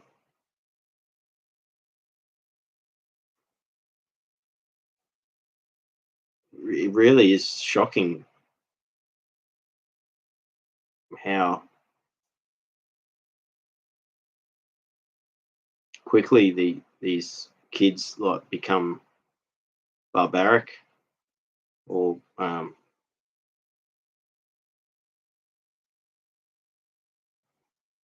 assume these roles of power and go into psychopathy and mob mentality, and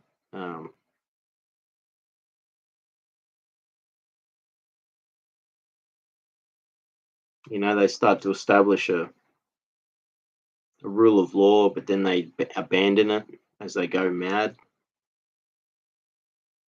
Really powerful. Be interesting to read that book again now.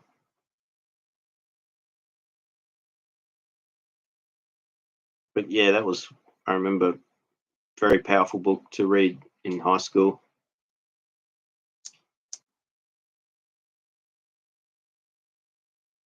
I just keep thinking of that poor Simon kid that got killed. And he was different. He was like autistic or something, and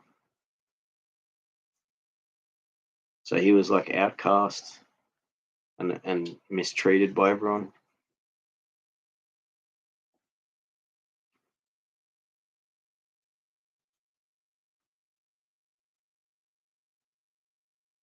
It's amazing, eh? When you think about just hearing that, and it just takes me back to the reading the book and the black and white version and the color version that was made in the 90s. They were both of the movies were sort of well done, and the book was just really powerful. Very hard to read because it's scary, to show how quickly humans, and you think, oh, because they're all school kids, like you excuse them for like going mad basically, but it's like an allegory for humanity, really, as on a greater scale.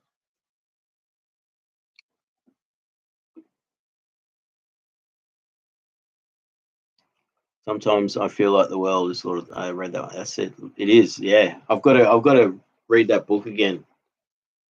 I'm going to write that down. I bet it's on like Google Books for like $2. Or it should be.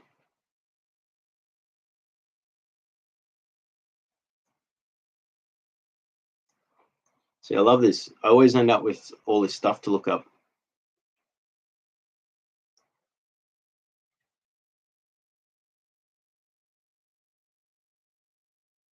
Page says a conversation with people who love you, acknowledge the past, present, and future. That's beautiful.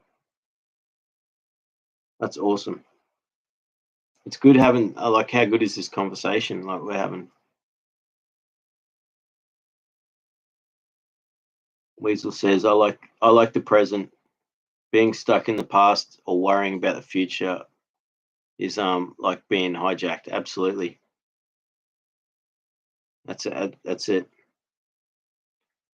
It's amazing, hey, like being in the present like is such a different perspective, and you're safe in the present. Like, you think about the past and you might have been hurt many times, and then you get stuck in the past thinking about being hurt. You're continuing that. And the same thing with the future. Like, you can worry about the future, like have expectations, either trying to attain goals, um, or worry about like, oh, I've got to pay these bills, or what am I going to do? It's the worst thing is anxiety over of the future, over like, what am I going to do for work? How am I going to survive? You know, I've had so many jobs in my life. Like, so every time a job would end and then I'd be jobless, I would go through this anxiety of like, what's going to happen, you know?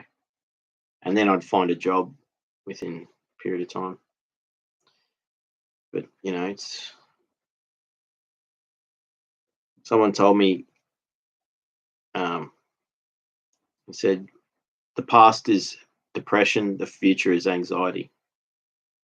You know, be in the present, and you know, you won't be stuck in either of those things.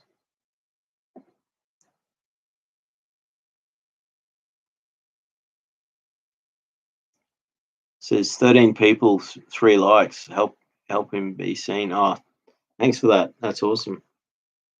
Paige says, please press like. Oh, there's 10 likes now. So that must have been a while ago. So it worked. It worked. And I'm still catching up on the chat. So it's good. 10 likes is a lot, you know. I'm really honored at the ratio of likes I get on my videos. Like, I might get 40 views and 10 likes. And so that's pretty awesome. That's like saying like 1/4 of the people have clicked the like button. And it means a lot to me. And you know, this, I'm not like you know, I appreciate that people get stuff out of the videos, and that they're part of it themselves as well, you know, through the chat, and that the comments I get back to in the comments saying, you know, thank you for making these videos, you know, because it's a difficult thing, trauma and living with it, as well as the other things that go along with it: depression, anxiety, mental health conditions, other health conditions. You know, it's good having a place where we can just be comfortable and talk about stuff. So, and I get that a lot from people saying that they appreciate it. Paige says, I ran away from sex trade and no one cared about me but me. That's how it is sometimes. That's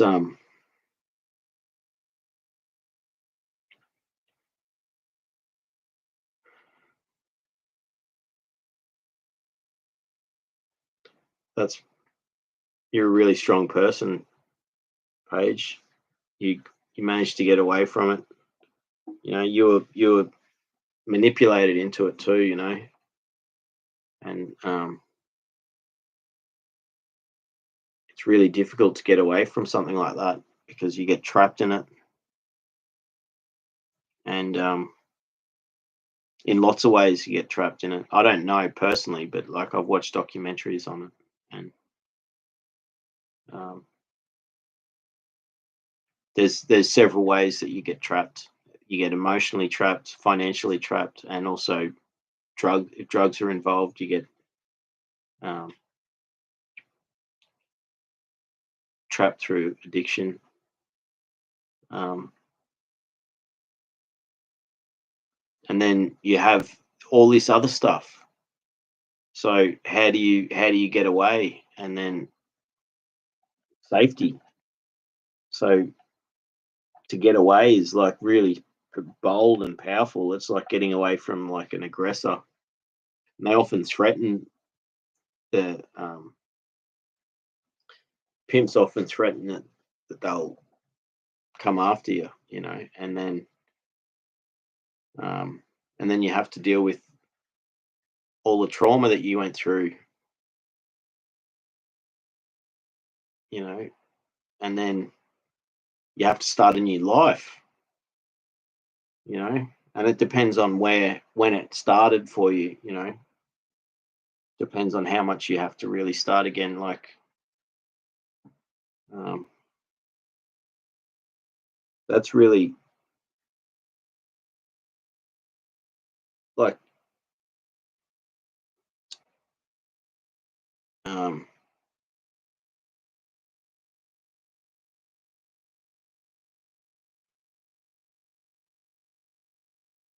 it's really good to hear that you were able to get away from it and you started a new life. So that, and the fact that you did it yourself, you were the only one who was really able to do it. Like, you had to care for, you had to put yourself first. So that's a lot of courage and a lot of strength right there.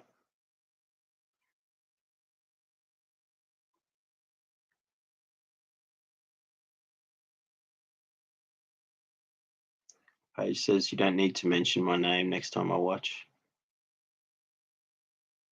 But thanks for sharing, Paige. Like, you're obviously comfortable enough to be able to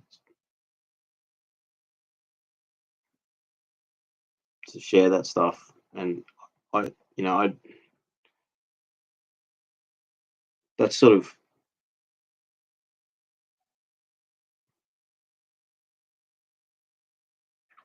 it, the fact that you're able to do that makes it makes me feel like putting these streams on is really important, you know, for everyone. Um, yeah, and that it really is good news that you're able to get away from it, and that things are better now. Things might not be easy for you, because there's a lot of trauma there, but like, it's what you did was really powerful. You took control of your life. Thunder Appeal says, "Is this live?" Yeah, it is. Weaselbox says, "Those sunsets and sunrises are gifts to you to enjoy. I call them gifts to be enjoyed." That's awesome, Weasel. I'll make sure I get back to doing the sunsets. Thunder Appeal says, "I'm in the US. It's 5 a.m. here." Yeah, that's it. Normally, sometimes I do a morning stream, which is perfect time for the US, but this time of night, it's like 8:40 p.m. in Australia. So it's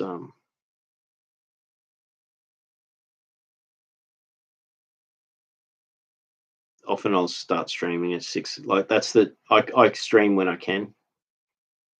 Like, I'm in a caring role, so I get like certain times where I can do stuff. So I felt the need to do a stream tonight, like talk about all this stuff, and then do the chat. I didn't realize it was we're 2.5 hours in, or almost 3 hours in. So it's been an awesome chat tonight.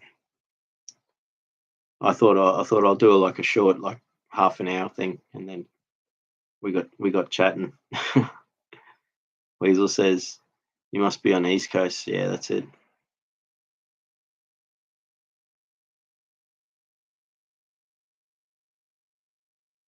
Weasel says, "Thank you for the stream too. I rarely meet others who live in the now and find time special. Mindfulness is really nice."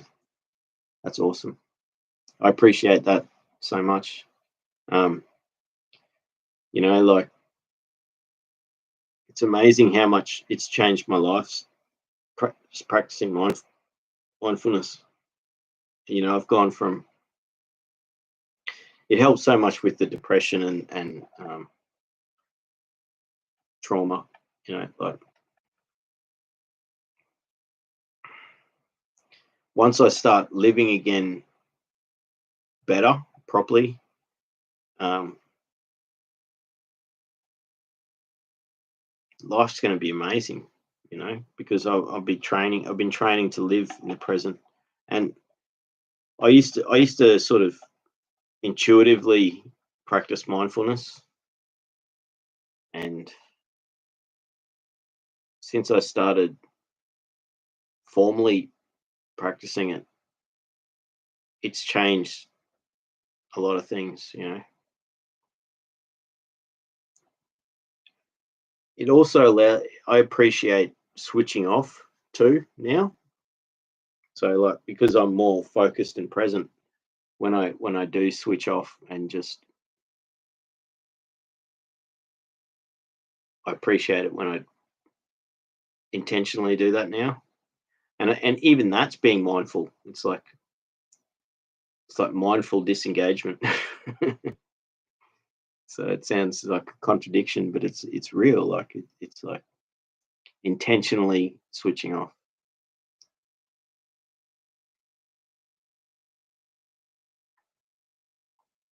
Paige says, "What instruments can you play?" Oh, I've got that's guitar, Japanese flute, the bamboo flute, keyboard. I used to play keyboard, like with the synthesizers and stuff.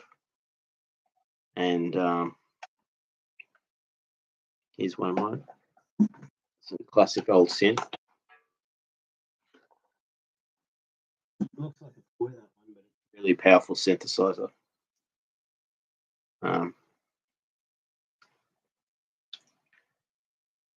Yeah, they're the main ones. Guitar, keyboard, and samples. I used to play samples.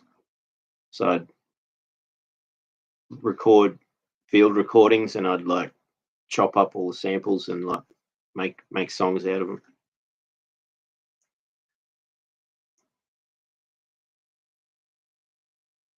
Paige says, "Yeah, marijuana can inhibit dreams." So that must have been when I was talking about when I used to smoke. Yeah, absolutely. Sometimes it can give you wild dreams, but it definitely inhibits them as well. I'm gonna have to, just as I'm starting to catch up on the chat. I'm so far behind in the chat actually, because I gotta do a second toilet break. So give me a couple of minutes.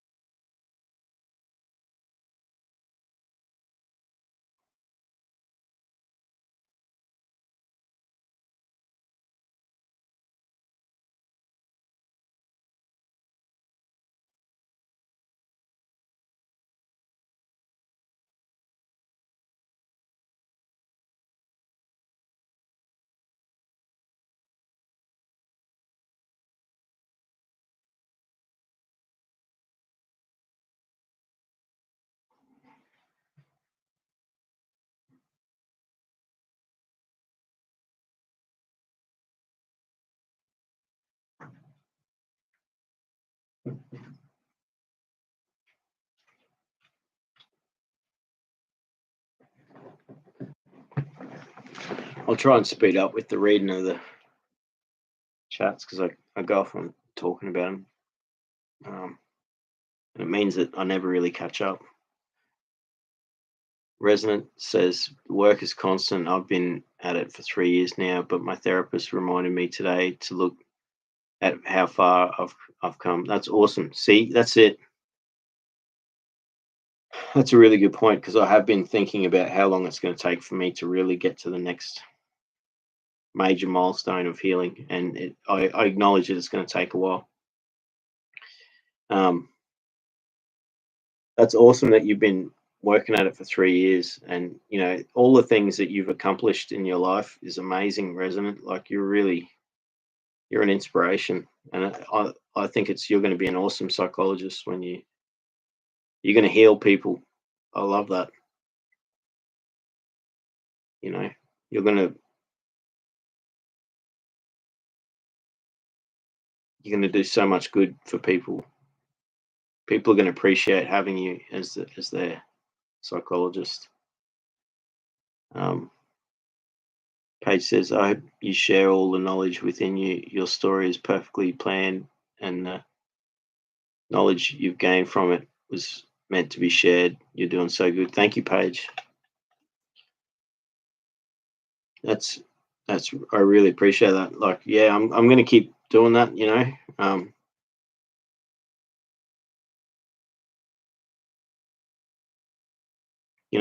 This is really healing for me to do this channel and like document my healing. And as I learn more stuff, you know, I've started to do sort of, as I read books, I review the books and if it's a good book worth reading. And so, and I've recently bought a whole bunch of books.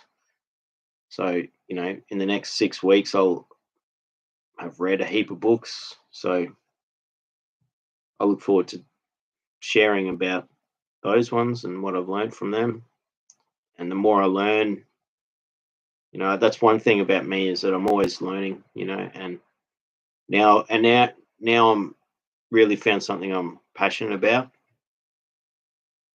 and that I can actually apply to myself with the healing. So,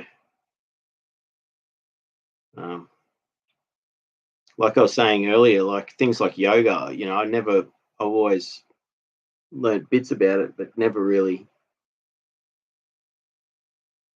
practiced it or learnt it or anything. And it's like, now's the time for me to, but even with yoga, I'm going to actually read the text first. I'm going to do a lot of reading first because I'm already doing breathing and meditations. Rather than go in with the practice, I'm going to study the history of it, and then when I start the practice, maybe it'll be better for me.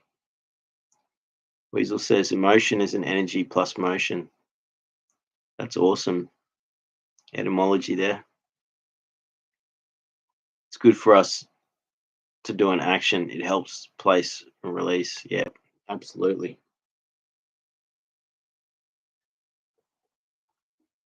Weasel says, yeah, bush sunset sounds nice. Yeah, it is. It's such healthy. It's such a healing place for me. And I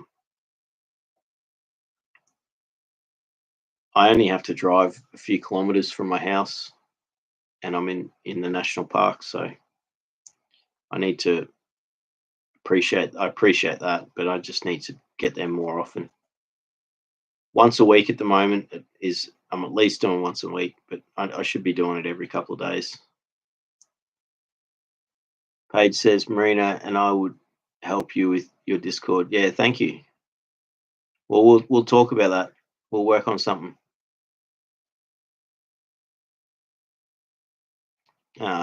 Keep chatting in the comments or in the community page on my YouTube. We can keep a conversation going for now in that one.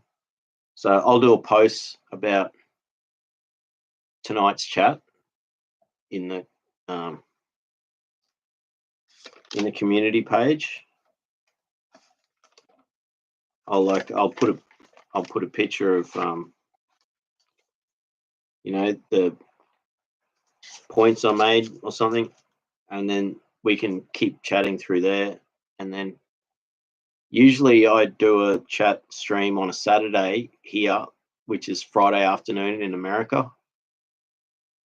So I do it. It'll be like 7 or 8 in the morning here, and then that's like 3 or 4 in the afternoon in America.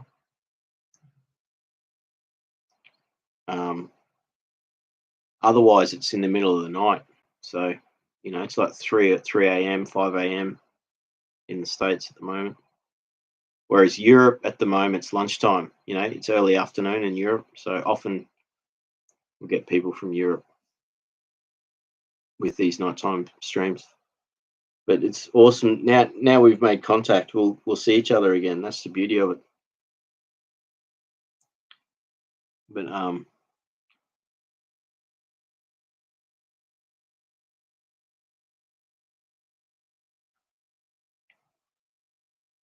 Paige says, yeah, Marina and I would help. That's awesome. Thank you. You're both awesome. Resonance says, yes, that's why I love Mastodon. So Mastodon that's what Resonant Reflections uses. And I've been looking into it, been watching videos on Mastodon because it's not owned by a big company and it doesn't have ads. And it's open source, and you can join a server, but if you're on Mastodon, what happens is that you can be on any server and like your messages will still go through the system. So it's building up. More and more people are joining it. It seems to be pretty good. So that could be another option too. We use Mastodon instead of Discord, but we'll keep working on it. We'll just take our time.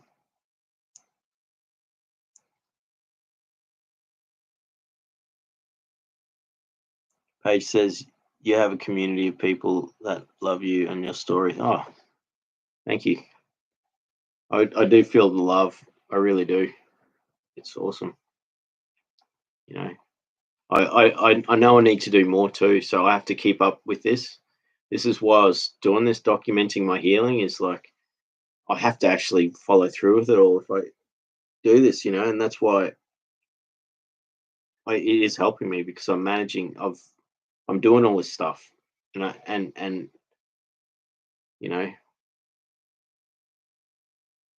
I'm reading and I'm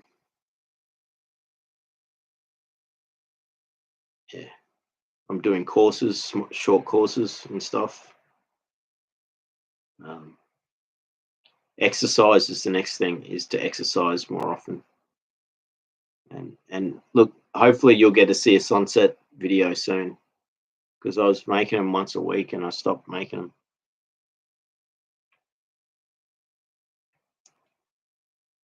Yeah, Weasel says Discord could be a lot to manage. Yeah, I am limited with my time thing because of my caring role. But if there was people that could help with it, that's what could make it happen. Many would say tapping pressure points is crazy, but it works more than you think. Yeah, that's it. It's like acupuncture. So in this book I had on polyvagal therapy or exercises, it showed all the pressure points on your head, where all they are. And so, yeah, tapping your head. It's funny, like I'm bald, but you can see where the hair grows. That's where the pressure points are. They're sort of like there, and there's like, and then yeah, this is another pressure point one. You might see me doing this a lot, but it's better to do it this way with the 2 fingers and push up. There's another one. But yeah, tapping.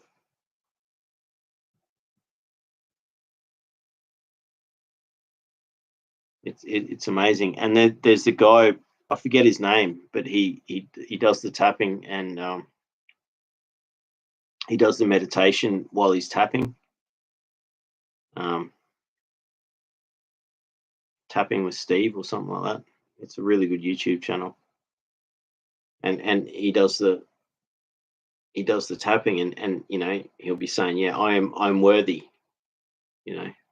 I'm healing myself right now, like and so it's these positive affirmations while he's doing the tapping. It's pretty powerful stuff. And again, it's a practice. I think you need to do it often, do it every day sort of thing. Amanda Butler's here. How you going, Amanda? Good to see you here. You're from Flint, Michigan. So it'll be starting to get pretty chilly there. Not yet, but soon. But it must get chilly in winter time. So, but yeah, that's awesome.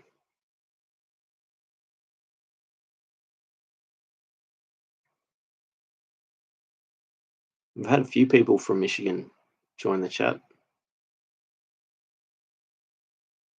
That's where Marshall's from. I've been learning nonviolent communication. He's from Michigan.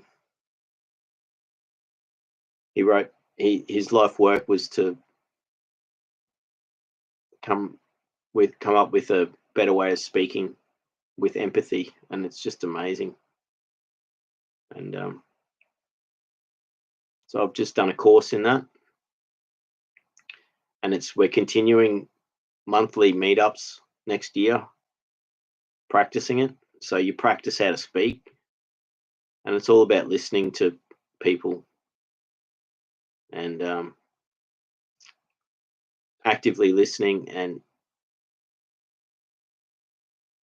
not making demands. Yeah, you make requests, and you listen for people's needs. So it's amazing. And once you it's all about empathy. So once you listen for what someone is needing and what their needs are, and you can hear it, you can actually then respond accordingly. And it's amazing how much you can change the way you communicate as soon as you start listening for what their needs are. And the same thing for when you're communicating yourself. So if you're talking to someone, you make it very clear what your needs are. And then if they don't understand, you say, look, I'm telling you I'm upset because I need to be respected, and that's why I'm upset, because I feel like, you're not taking my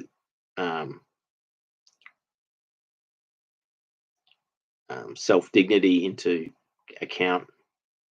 And so rather than making accusations or observations, well, you can make observations, but you don't want to make them judgmental. So it's easy to say, oh, I've noticed that, you're late for work. You're not looking after your car. It's broken down again. You could completely say it differently. You could say, look, I need you here at work on time. But I do understand that you're having difficulties with keeping your car running. Is there something I can do to help you with that? Like, I can't really afford to pay you more money, but I could possibly loan you some money to spend some, there's just so many ways you can think about changing the way you speak. And when you change the way you speak, you actually change what you do. So instead of like making someone feel bad because they're late for work, because their car's not working, you can empathize with them. You can say, look, I understand it's costs a lot of money to keep a car running, and but you express your needs. I need you to be here on time. So you have to empathize with them that that the problem that they're not getting to work is because they're going through difficulties. But then you have to then make sure that they understand that you have needs as well. It's amazing, powerful stuff. Yeah, I will. I'm going to start doing that. I'm going to do a book review of this nonviolent communication. And I'm going to start doing that. I'm going to start doing maybe once a week. I'm going to do a book book review, especially especially as I read new books. But I like what you said, favorite books. So that's it. But I'll catch up back to Paige says, yeah, hello, I'm from Yorktown, Vermont. Is that Vermont, VA? Or is that Virginia? I have family in Flint. Amanda says, thank you for sharing, Luke. Means more than you'll ever understand. Oh, thank you, Amanda. Amanda says, Paige, I see you. Paige says, he was renamed Piggy. That's it. He was a scapegoat of inferiority. Yeah, Ralph wept for the end of innocence, darkness of a man's heart, and the fail. That's so sad when he gets killed. Hey, sorry, the spoiler alert. It's brutal. It's so brutal.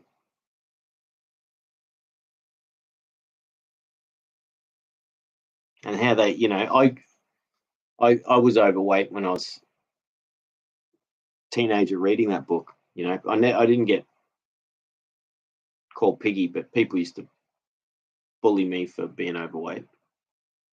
But it was just sad, like just because he's different,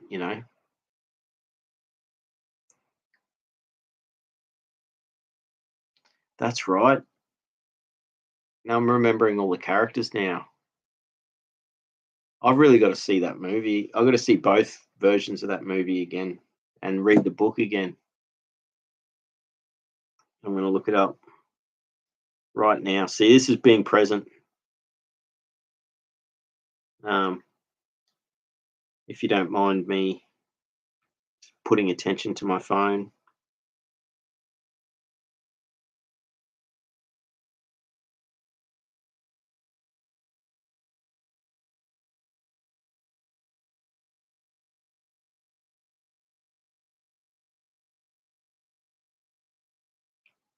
Is it on Google Books?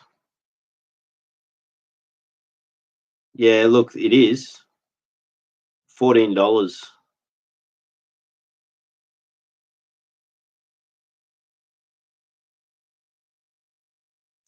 It's a pity. Oh, here we go. Because really, Lord of the Flies should be like $5 or something, Shouldn't be.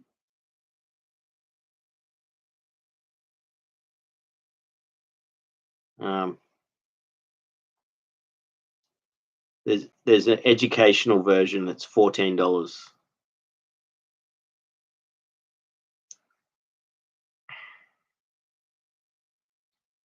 So this one's saying it was released 2012. So it's not the original. I want the original. I hope it hasn't been modernized or something.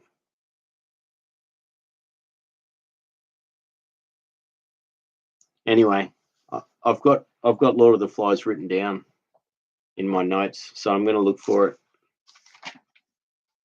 I was hoping it was going to cost like $5 or something. I would have just bought the ebook straight away. I used to love going into bookshops and stuff and buying secondhand books. Like you'd be able to buy it for $5 from a secondhand bookstore, but they're not around as much these days. Paige says I'm starting from scratch too. So we can start from scratch together. I feel like I'm starting again. You've come from a very difficult situation, and you got a lot of strength and courage, and you've got to. The beauty of it is you can start again, Paige, and you are doing that, and that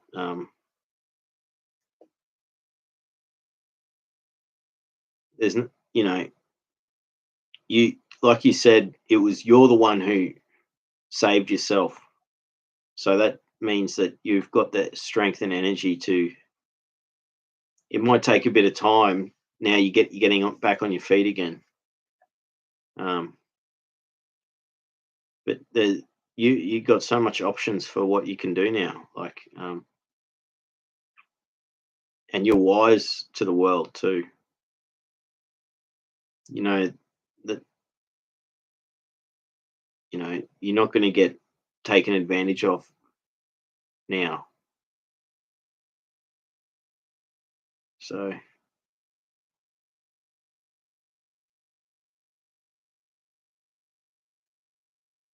I'm grateful to have met you and everyone else tonight that I've met for the first time.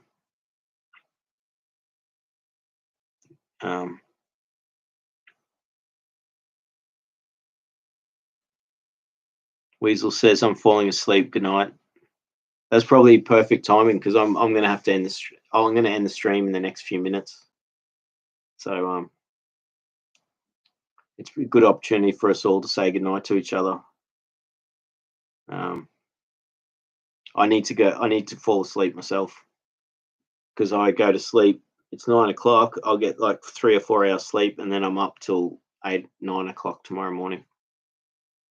I know I'm staying up all day because I got a dentist appointment. So I might, yeah, but I'll get 3 hours sleep tonight. So I really should get off the stream now so I get more sleep because I'll be up until tomorrow afternoon. And I'll finish this book. This is you're saying what books I'm reading. I'm reading this book at the moment, Heal the Body, Heal the Mind. It's pretty good. It's not a thick book, and it's all somatic healing techniques, and it's got like sexual healing, in there is one good chapter, sexual healing.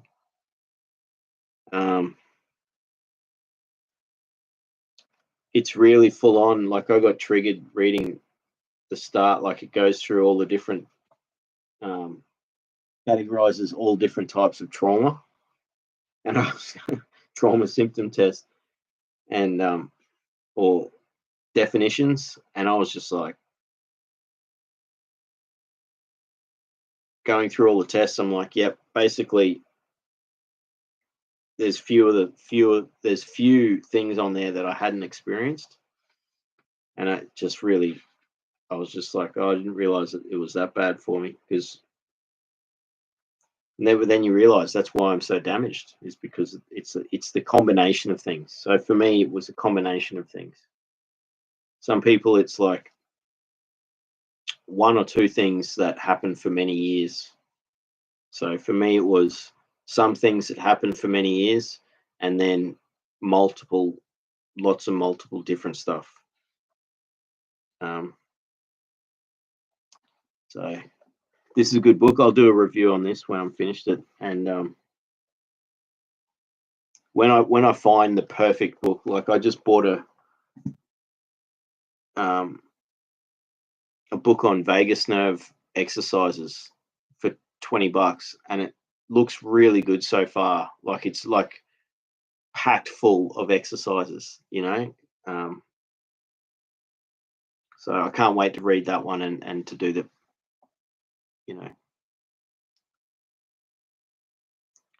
so I will start reviewing books once a week. I think I'll start with Pete Walker's book, because that's one that everyone who's got complex trauma should read. And then I'll do Body Keeps the Score. That's probably the next one. And then I'll go through the list of all the other ones but specifically mainly healing books. And then maybe as I do the odd, when I read Lord of the Flies again, now I'm going to read Lord of the Flies again. I'll do a review of that, because I'm really excited to read that again now. It's going to make me cry, I think. I remember getting upset when I read it.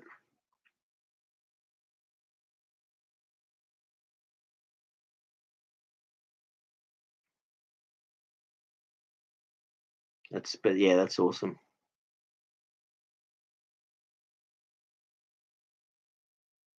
Paige says, I love to read. Maybe you can share your favorite books each week. Yeah, I think I will.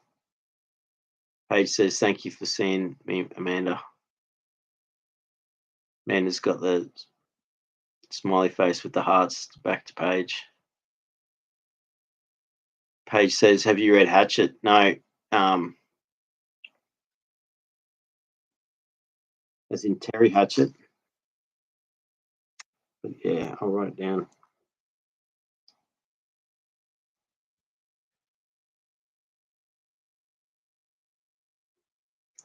If that's the case, no, I hadn't. I know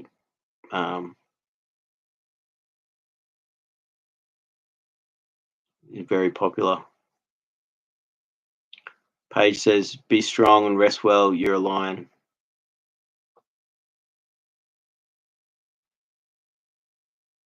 That's awesome. But that's like probably to Weasel too. I don't know who that was to. But I'm a Leo, so I automatically think that. Resonant Reflection says sleep well. Yeah, we're all saying good night now because I'll end the stream the next like 30 seconds, I reckon. Amanda says good night. I'm off to get ready for the day to work. Thanks again for sharing, Luke. Thanks for being here, Amanda. It's really, really nice to meet you. Get some rest. Thank you. Oh, we got Wolfie here. I know you. I know Wolfie. How good's that? Wolfie's from my country. I know. I've known him. He's an old friend of mine. There's only a few times. Yeah, good to see you too, mate. I haven't you joined the stream just when I was about to close the stream down, mate. Oh, so but you now you know I do a stream once a week or whatever. You'll join again, man. And I know that you'll enjoy and appreciate the content. Like I talk about complex post-traumatic stress disorder, and I know you've had a difficulty with stuff in life. So I know you're a brother like that. So yeah, I hope you join again, and you know we share techniques for healing and stuff. I remember last time I spoke to you, Wolfie, we talked about all healing techniques and stuff, and stoicism and all that. So I appreciate you joining tonight, and I hope to see you again soon. So for sure, man. That's really how awesome's that? Like you put a smile on my face just to see it join. Because yeah, I've only ever had one other time I had someone I know join the stream. So it's awesome. It's awesome.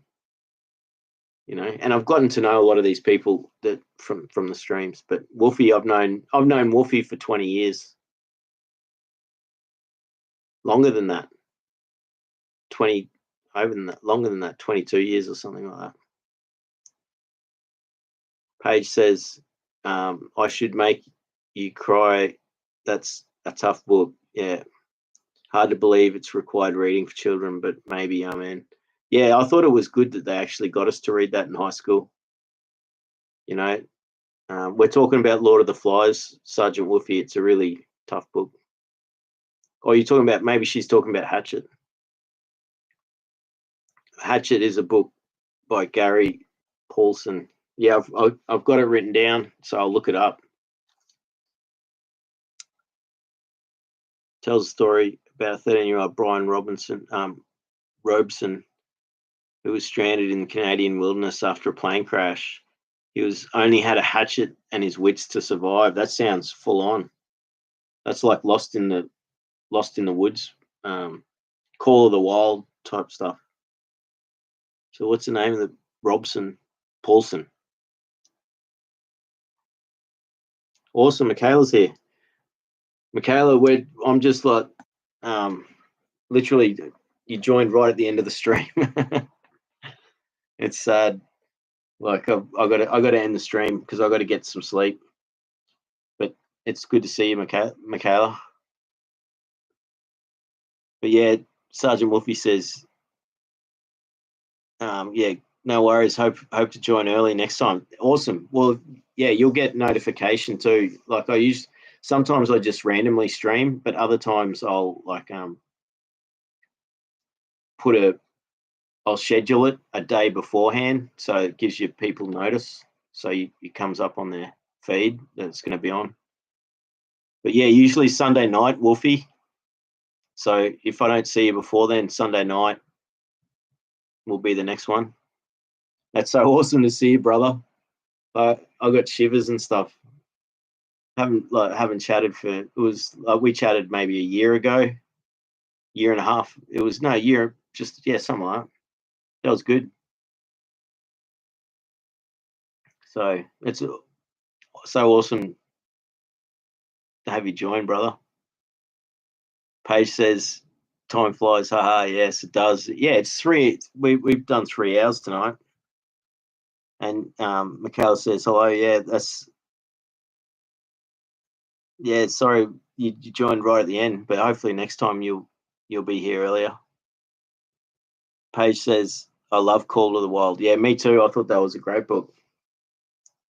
But yeah, I think this Hatchet sounds like I've got it written down, so I'll look it up. Sergeant Wolfie says, "Rest up, brother. Much love, and talk soon." Thank you, and same to you, mate. Like much love, and like so awesome to see you in the chat, man. Like, how good's that? There's most of the people in the chat are from all over the world, basically, but we do get a bunch of Aussies. Amy's here and says, has the smiley face. Paige says, rest well. I have notifications on. Awesome. So you'll see. I'll do a Saturday morning, which will be a Friday afternoon in America, and I'll do a Sunday night, which will be in the middle of the night Sunday. So thanks everyone again. It's been a really great chat tonight. It's really lifted my spirits, and I got to go through some, planning of what I need to be doing and stuff, and awesome. Much love. See you all next time.